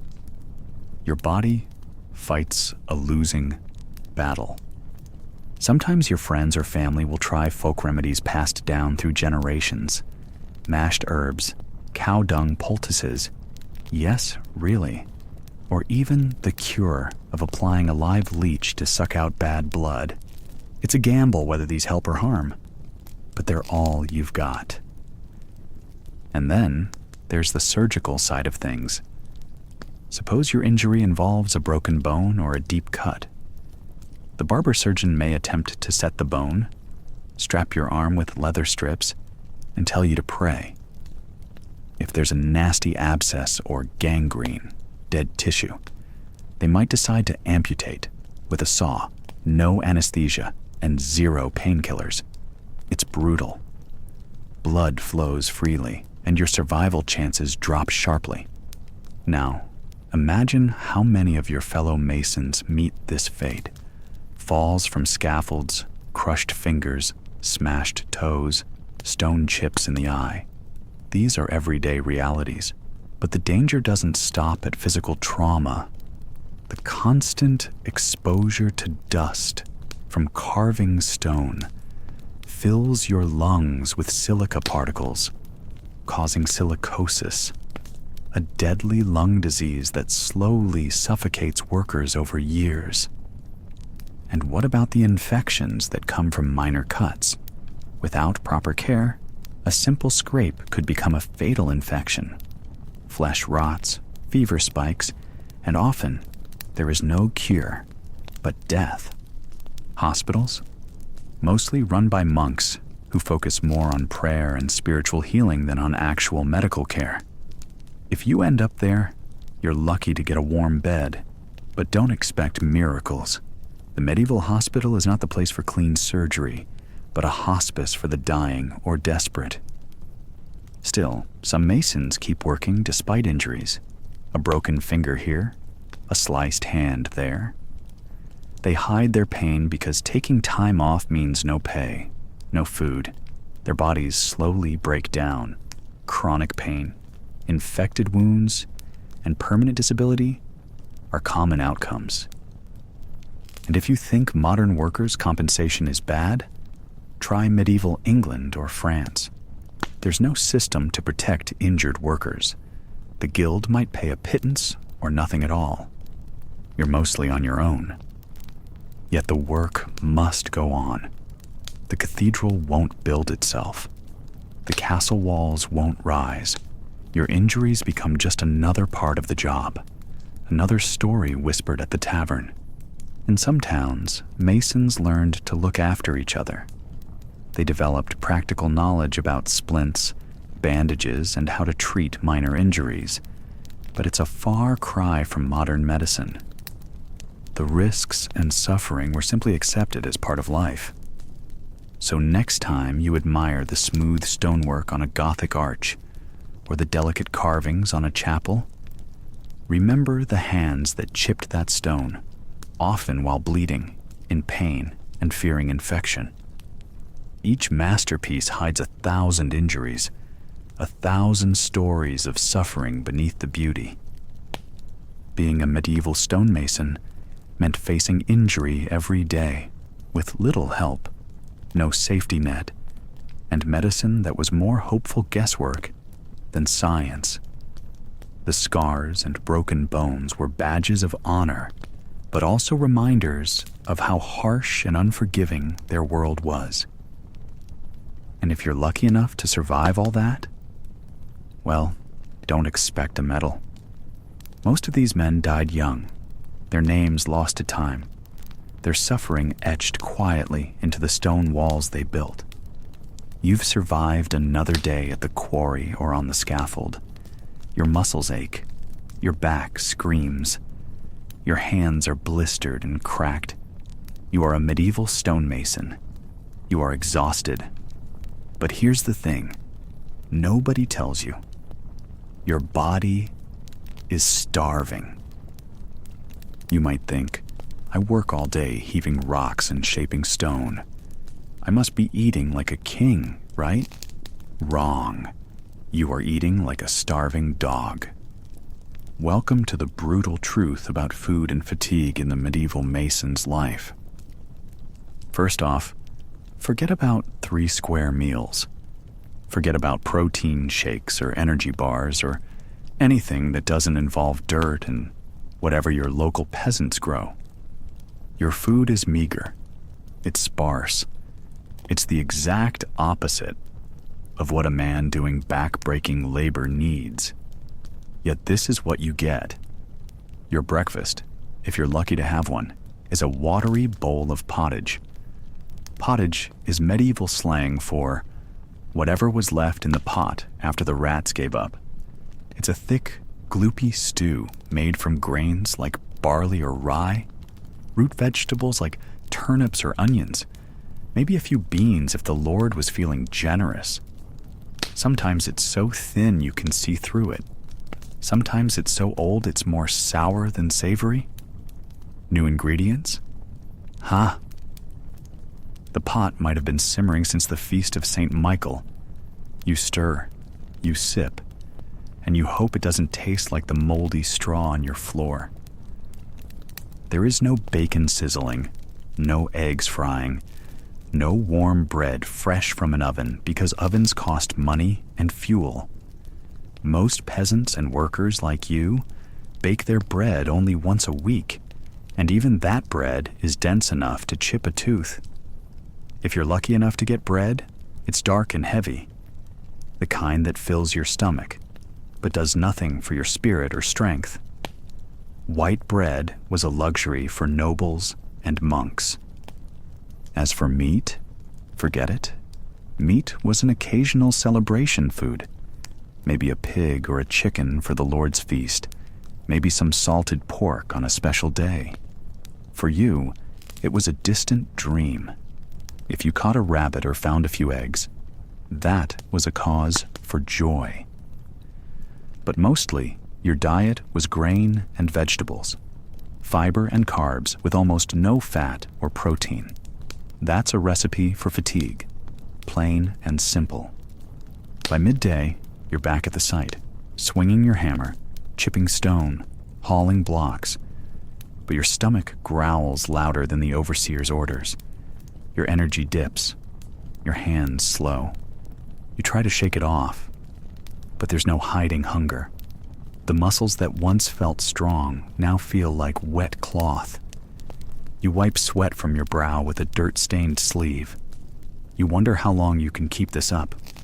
Lunch is often no more than a hunk of cold bread and a few scraps of cheese or a bit of dried fish if you're lucky. Sometimes nothing at all. It might be too far to go home or too busy to stop. Sometimes the Lord doesn't want you resting too long. After all, you are a tool in the grand design of building a cathedral or a fortress. The absence of real nourishment takes its toll. Fatigue is no longer just tiredness. It's a deep exhaustion that seeps into your bones and never leaves. You wake up sore. You work sore. You sleep sore. Your body starts to break down. You don't have the luxury of protein to rebuild muscle or fat to cushion your joints. Your nails crack. Your hair thins. You cough more often. You get sick more often. And there's no sick leave, no doctor's office. Just the cold, hard reality that if you can't work, you don't eat. Ironically, your job demands you be the strongest and hardest working man on site, but your food supply betrays you at every meal. Chronic hunger means low endurance. That means slower work. That means less pay, or no work at all. It's a vicious cycle. a trap with no easy way out. You might wonder about ale or beer. Liquid bread, they called it. Sure, ale was a staple in medieval diets. It was safer than water, which was often contaminated. But ale was also a poor substitute for nutrients. It was more like a sedative, something to dull hunger and numb pain after a day of hauling stones. It wouldn't restore your strength, only ease the misery for a few hours. And what about the long-term effects? Decades of poor diet and exhausting labor made many masons old before their time. You're lucky if you make it to 40 without suffering chronic joint pain, arthritis, or worse. Many never see 50. Your body simply wears out like a badly used tool. Add to this the constant exposure to the elements. Cold winters sapped your energy even more. If you didn't have enough fat stored, you risked hypothermia and frostbite. Summer heat baked your skin and made dehydration a real killer. But the food you ate didn't give you the energy or vitamins to withstand the seasons. Deficiencies in iron, vitamin C, and other essential nutrients were common. Scurvy, anemia, and infections were not just medical terms, but everyday threats. Your gums bleed, your teeth ache, your wounds won't heal. You keep working anyway, because there is no other choice. So, here you are. A man who builds wonders, but is himself a fragile creature, crumbling under the weight of stone and starvation.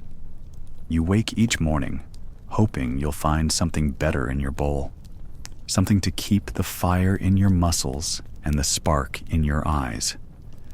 But it's always the same: pottage, hard bread, and the bitter taste of exhaustion. Maybe you dream of a feast: roasted meats, fresh bread, sweet fruit, thick cheese. But feasts are for the lords and clergy. For you, the feast is a distant memory or a whispered legend told by the traveling minstrels. This is the truth of medieval masonry. It's not glory or fame. It's hunger and pain. It's a life lived at the edge of exhaustion, where every meal is a gamble, every day a battle to keep your body from breaking. So next time you marvel at a soaring cathedral or a mighty castle, remember the men behind the stones. Remember the hunger in their bellies, the sweat in their eyes, the ache in their bones. Because their greatest enemy wasn't just the stone or the height or the fall. It was the emptiness inside their stomachs that made every strike of the hammer a fight against collapse. Welcome to food and fatigue in the life of a medieval stonemason, where the hardest stone to break is your own worn-out body. You've survived another brutal day swinging a hammer against stubborn stone. You're a medieval stonemason. Your hands are cracked, your back screams, and your lungs taste like crushed granite dust. You're proud of the walls you've built, the arches you've shaped, the cathedrals you're helping to raise stone by stone. But guess what? Your work doesn't last all year. Nope, it's seasonal, which means there are months when you don't work at all. And when you don't work, you don't get paid. Welcome to medieval economic uncertainty. It's late autumn. The chill has crept into the air like an unwanted guest. The thatched roofs drip with cold rain, and your fingers are already numb from the damp morning. The construction site is eerily quiet. The wooden scaffolds creak in the wind, but there's no one up there. No clinks of chisels, no hammers pounding stone. The master mason has packed up, sending the crew home. You're out of a job for the next few months, at least until the thaw. Winter in medieval Europe was not kind to stonemasons. When the frost bites, stone becomes a frozen enemy. Carving it is near impossible, and transporting heavy blocks over muddy, icy roads turns into a nightmare. Construction slows, then stops. Even the grand cathedrals can't be built with frozen hands and brittle stones. So, as the days grow shorter and colder, you find yourself with less to do and less coin in your pocket. You're not alone. Every mason in the guild faces the same brutal truth. Work is not guaranteed year-round. The seasons dictate your fate. Spring and summer might bring back the bustling noise of stone shaping and hauling, but the lean months are a constant threat. The problem? Medieval society never built safety nets for workers like you. No unemployment benefits, no welfare, no unemployment insurance. When the cold winds blow, your income vanishes. Your family's survival depends on how well you can scrape by during the downtime. So what do you do when your tools rest and the scaffolds stand empty? You pray. You beg local lords for odd jobs. You take whatever small, less skilled work you can find, carrying firewood, fixing walls, digging ditches, anything to earn a few coins. But these jobs are scarce, often temporary, and pay far less than the steady work of carving stone. Your savings? Huh. You're lucky if you have any. The meager wages you earned during the building season barely kept your family fed and clothed, let alone saved.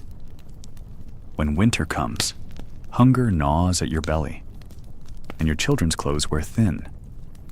You watch the food stores dwindle, and the warmth of your home fade. Winter also brings hidden dangers beyond hunger.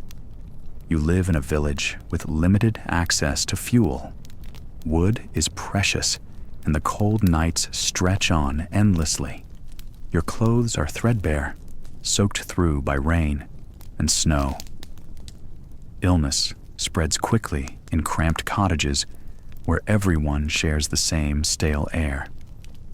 If you get sick, there's little hope for rest or recovery.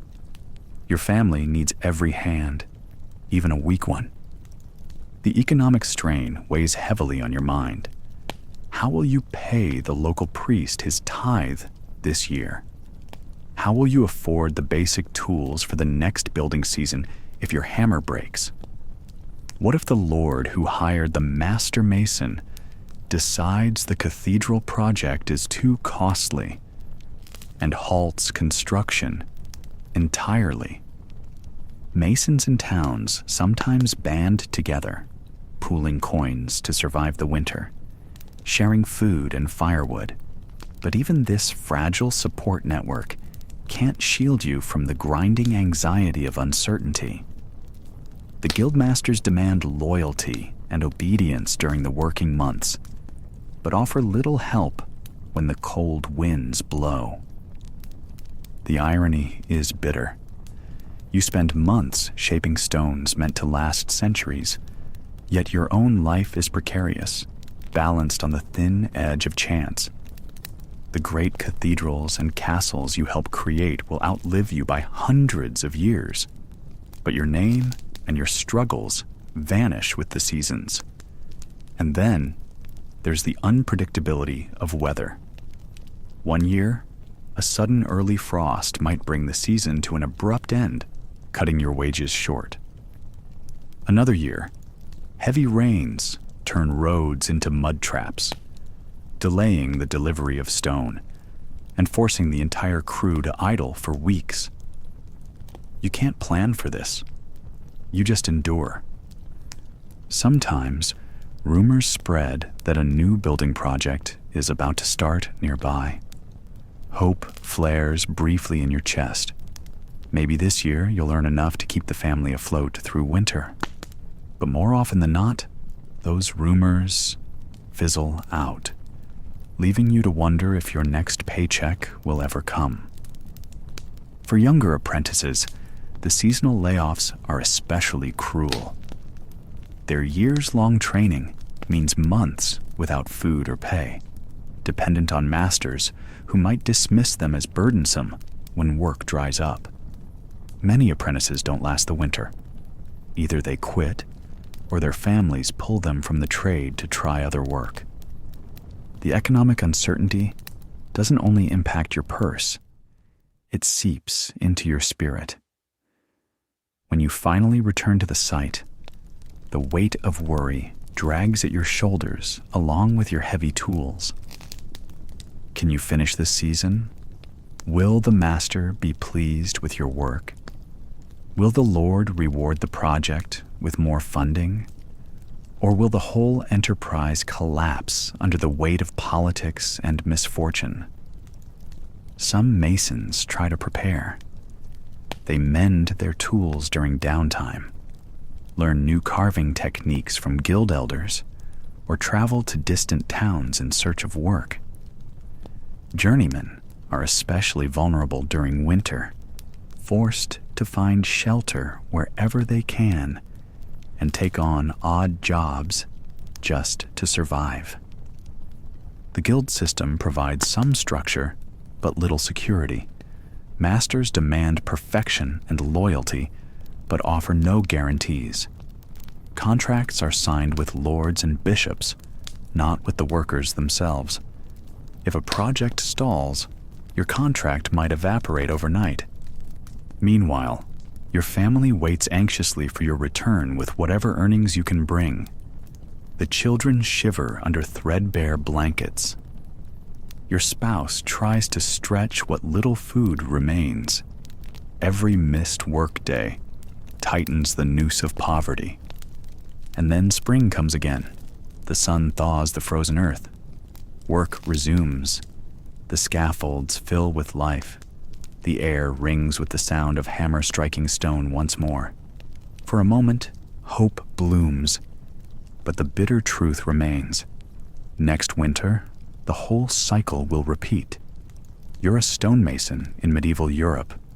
Your art is immortal, but your life is seasonal, forever caught between the promise of stone and the peril of poverty. Now, you've just stepped onto the muddy construction site of a Gothic cathedral somewhere in medieval France. It's sometime between 1200 and 1300, and the air is thick with a choking mix of stone dust, sweat, and the faint but persistent odor of sheep manure drifting from the nearby fields. Around you, hundreds of men, masons, laborers, apprentices, are hauling massive blocks of limestone and sandstone, their voices lost beneath the clang of hammers and the groan of wooden scaffolds stretching up into the gray sky. This cathedral you're helping build will one day inspire awe and devotion. But right now, it's a brutal, unrelenting nightmare that will break your body and crush your spirit. For decades, even generations, men like you work under the relentless pressure of masters and patrons, under unforgiving weather, with barely enough food or rest. And when it's all done, no one will know your name. You are one of those anonymous masons. Your hands are raw and bleeding from the constant chiseling. Your muscles ache from hauling stones, weighing as much as a small cow up rickety wooden scaffolds that sway dangerously with every movement. Your boots are caked in mud, your clothes drenched in sweat and smelling of earth and grime. You've been sleeping in a lean-to beside the site, eating watery pottage that barely fills your belly, and trying to ignore the ever-present fear of falling to your death. You may be young, but the ache in your back and knees makes you feel decades older. And for what? To carve the columns, arches, flying buttresses, and gargoyles of a cathedral that will last hundreds of years, but will never remember your name. Take Chartres Cathedral, for instance. The original church burned down in 1194, and the effort to rebuild it lasted nearly 40 years. The result is a soaring masterpiece of high Gothic architecture, with stained glass windows so brilliant they seem to capture the light of heaven itself, and stone towers that stab the sky like giant fingers. But the beauty you see today was paid for in sweat, blood, and broken bones. Thousands of masons worked here, many never seeing the finished building. Some died from falls, crushed under falling stones, or slowly from the poison of stone dust lodged deep in their lungs. No records were kept. Such deaths were accepted as the price of God's work. Notre Dame in Paris is no different. Construction began in 1163 and dragged on for almost 2 centuries. Hundreds of men worked in shifts, never resting, passing their skills down from father to son, or apprentice to journeyman. And all the while, bishops and nobles pressured the master masons to deliver faster, higher, grander. Your day begins before dawn, crawling out of your lean-to into the cold, damp air. The scaffolds are slippery with dew or ice. You help haul massive stone blocks, sometimes weighing over a ton, using ropes, pulleys, wooden sledges, and human muscle. Horses help when available, but mostly it's all you and your fellows. The stones arrive rough and unshaped, and you must chip and sculpt them with brutal precision. One wrong cut or crack could ruin weeks of work, forcing you to start again. You've seen masons scream curses or quietly weep when a perfectly carved block shatters unexpectedly. The danger is constant. Scaffold collapses were all too common, and a fall from 20 or 30 meters almost always meant death. There are no safety harnesses, no helmets, only your balance and luck to keep you alive.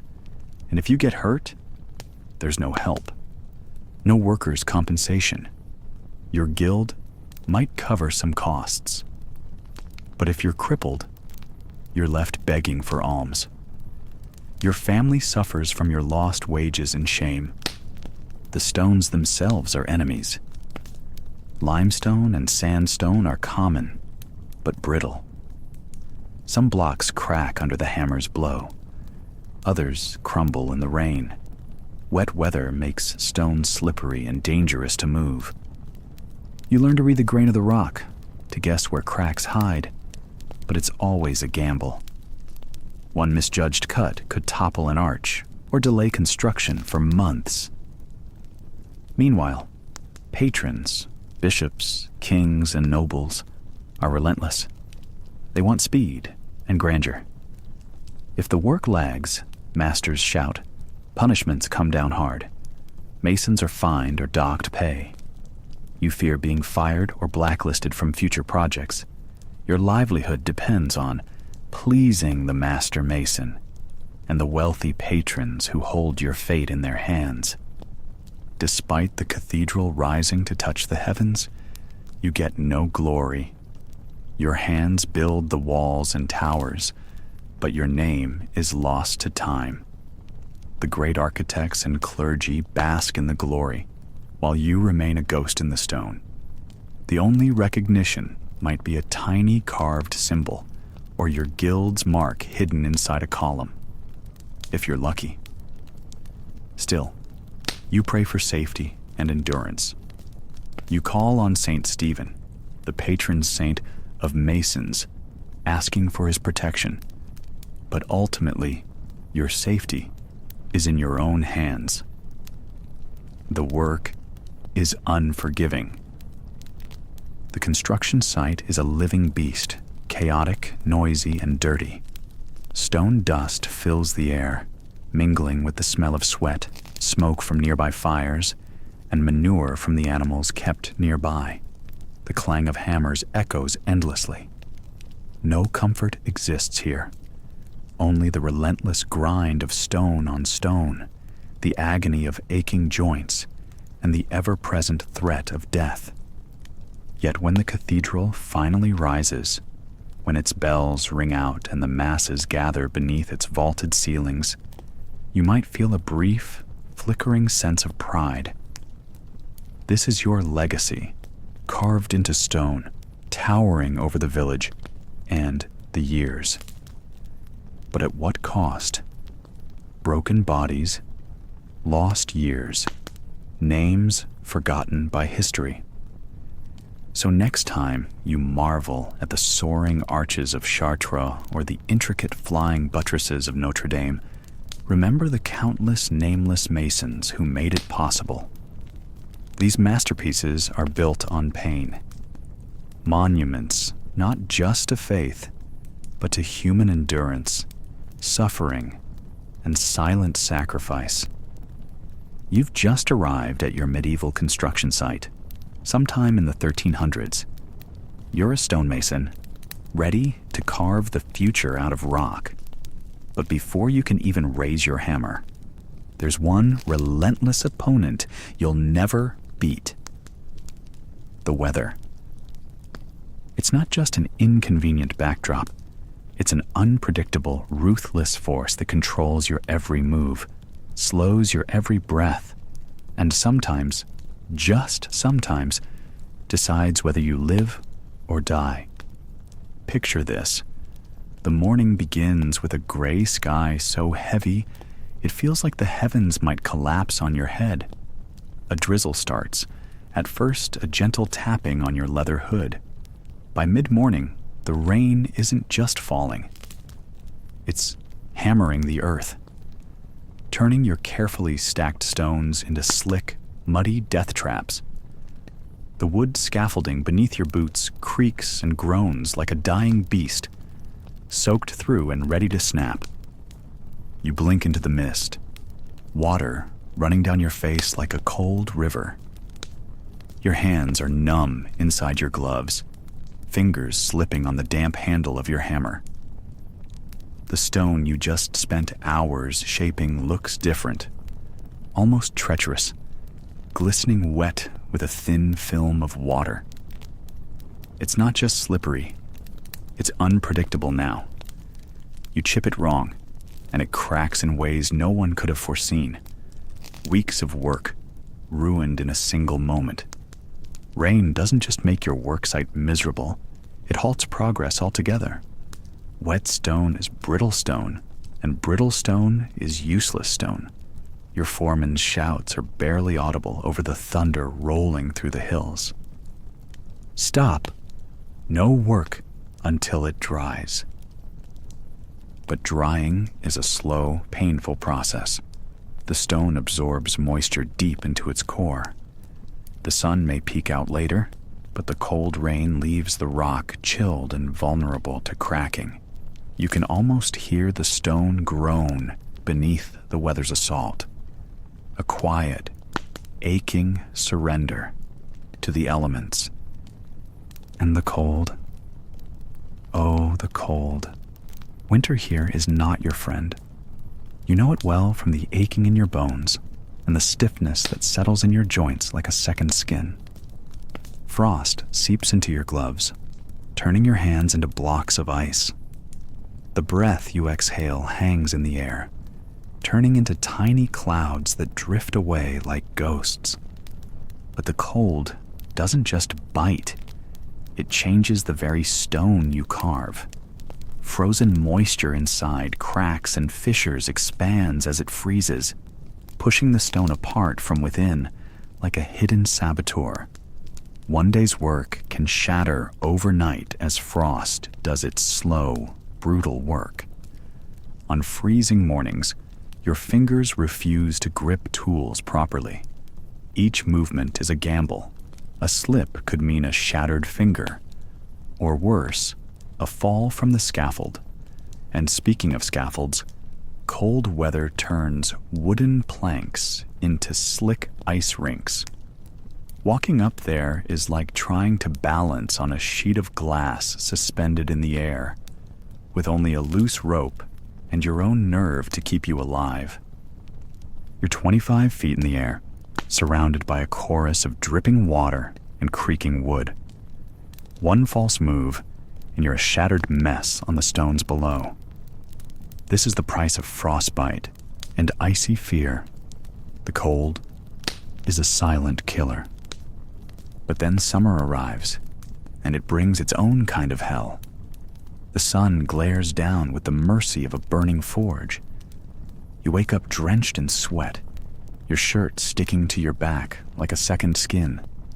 The stone you're shaping radiates heat, burning your gloves and blistering your palms. The air feels thick, heavy, as if the sun has sucked every ounce of moisture from it. The quarries turn into ovens, the stone hotter than a freshly fired cauldron. Working in that heat is exhausting.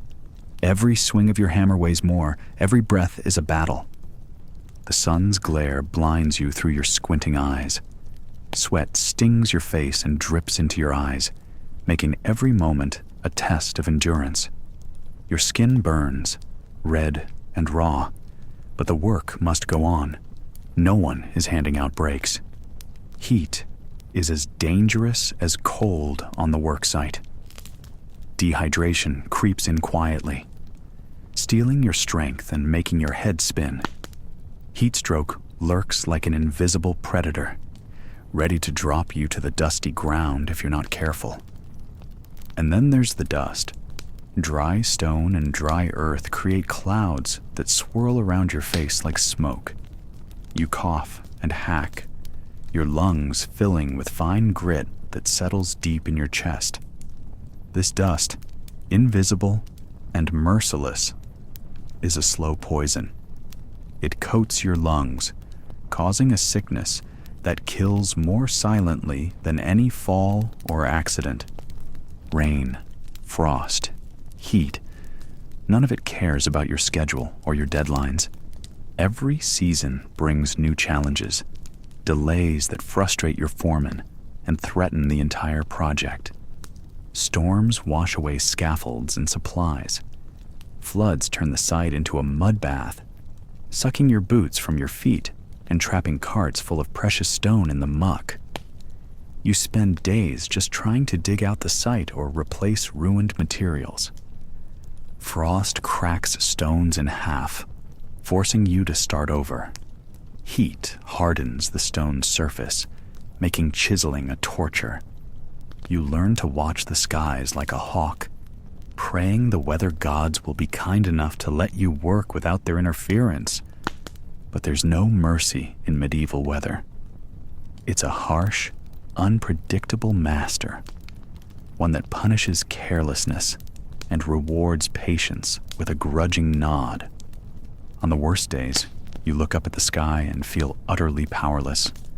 Your hammer feels useless in your hands, the stones mock your efforts, and every breath tastes of dust and cold.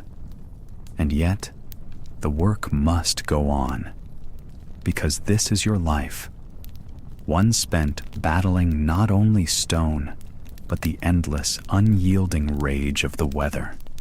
You learn to dress in layers soaked in sweat and rain, to plan your work by the slightest shift in wind or cloud, to protect your hands with leather gloves worn thin from use. You learn to respect the weather, because disrespecting it is a quick way to meet your end. Broken, battered, or buried beneath a collapsed wall. So, while the noble lords and clergy admire the soaring beauty of cathedrals, you know the truth. Behind every perfect arch, every soaring spire, is a story of weather-beaten masons, frozen fingers, burnt skin, and endless days spent chasing a deadline that the skies never agreed to. Congratulations. You've just learned why weather was the cruelest master any medieval mason ever faced. You've spent years learning the craft of stone masonry, endured crushing apprenticeships, broken more bones than you can count, and hauled heavier rocks than your back should allow. Now, you're a working mason in medieval Europe, ready to earn your keep shaping the stones that build castles, cathedrals, and town walls. But here's the bad news. The law doesn't exactly have your back. You might think that after all the sweat, blood, and curses you've endured, you'd have some rights, some protection against abuse or unfair treatment, some way to guarantee you get paid on time, or compensation when you get hurt. You'd be wrong. Medieval law treated stonemasons like tools, not people. Let's start with contracts. Yes, contracts existed, but not in any way that resembles the neat, printed agreements you know today. These were often verbal deals, hammered out with a handshake or a sealed letter if you were lucky. The master mason, or the lord, commissioning the work would tell you what needed doing, when, and how much coin you'd get for it. Your contract was usually a simple promise to deliver a set amount of work by a certain date. No lawyers, no consumer protection agencies, just trust, or the threat of punishment if you failed. And fail you might. The work was complex and unpredictable. Stones cracked, weather delayed progress, apprentices mucked up carvings, and sometimes entire walls collapsed. If the job wasn't finished on time or the stonework didn't meet the master's approval, you could be fined. Or worse. Masons were sometimes forced to work extra hours for no pay to make good on mistakes. Think of it as medieval overtime, except you didn't get a choice and no extra coins jingled in your purse. Disputes? Oh, there were plenty. If a mason thought he was owed more money, or if a patron accused a mason of shoddy workmanship, the local courts got involved. But those courts weren't exactly impartial. They favored the wealthy patrons, the lords, bishops, and guild masters, who controlled the purse strings, and often the judges.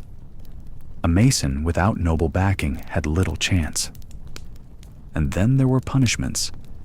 If you deliberately damaged a stone or stole tools, you could be fined, whipped, or even put in the stocks.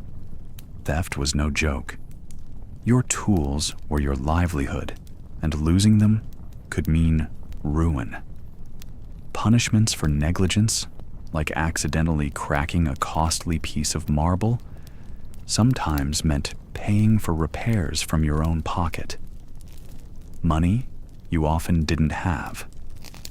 In some towns, guilds helped protect masons by setting standards and mediating disputes, but their power varied wildly. Guild membership was expensive and exclusive, reserved for masters, not apprentices or journeymen. If you weren't in the guild, you had no legal standing. No one to advocate for you when things went south. And health and safety? Forget it. There were no regulations to protect you from falling from scaffolds, getting crushed by stone blocks, or inhaling deadly dust. If you got injured, you were on your own. No workers' compensation, no disability benefits. The law saw injuries as unfortunate but normal hazards of the trade. The rough justice system also enforced brutal rules about labor discipline. If you showed up late, slacked off, or argued with your master, you could be fined, publicly humiliated, or whipped. Some towns passed laws specifically forbidding masons from drinking on the job or working while drunk, punishable by public shaming or worse. Masons were expected to obey orders without question. But here's the kicker. You had almost no control over your working conditions or wages. The master mason or guild controlled who worked where and for how much. You might be forced to accept lower wages during bad seasons or tough economic times. If you refused, you risked blacklisting, no work, no food. Masons sometimes petitioned town councils or guilds for better treatment, but these pleas rarely changed much. The law was slow and cumbersome, and Masons, they were expendable laborers in the eyes of medieval society. Still, some protections did exist. In a few places, laws limited how much a master could dock wages for mistakes or damage. Some guilds established funds to support injured Masons or their widows and orphans. These were rare and usually limited to guild members, but they showed flickers of care in an otherwise brutal system. Contract disputes could sometimes be settled by arbitration, a meeting between Mason representatives and patrons to find a middle ground. But arbitration was often tilted in favor of patrons who held economic and political power. It was hardly a fair fight. In the worst cases, Masons who felt wronged took justice into their own hands. Riots and strikes occasionally broke out, though they were dangerous moves that could lead to imprisonment or exile. Survival often meant keeping your head down and taking what came. And finally, let's not forget the power of the guilds themselves. Guildmasters had enormous influence over the Masons under their control. They set wages, decided who got contracts, and disciplined members. Sometimes guilds protected their members fiercely. Other times, they acted more like cartels, squeezing every coin from Masons while protecting their own status. In theory, guild membership guaranteed legal protection and respect. In reality, it often meant tighter control and less freedom. Apprentices and journeymen usually had no vote and had to follow the guild's rules to the letter or face expulsion, which was a death sentence for your career. So where does that leave you? As a medieval stonemason, you were a skilled craftsman and vital to society's great projects. But your rights were fragile, your protections few, and punishments harsh. Your contracts were shaky promises, your wages uncertain, and your safety neglected. The law, when it existed, favored the powerful, leaving you exposed to exploitation. You fought with a chisel and hammer to shape stone that would outlast generations, yet the legal system shaped you like a rough, unforgiving stone itself, chipped, battered, and bound tightly in the cold grip of medieval justice. Thanks for listening. If you're already asleep, great. We've successfully lulled you to sleep. And if you're still awake, well, that's impressive. If you genuinely enjoy these boring stories about history, feel free to subscribe to our channel whenever you're in the mood. Sleep well, and good night.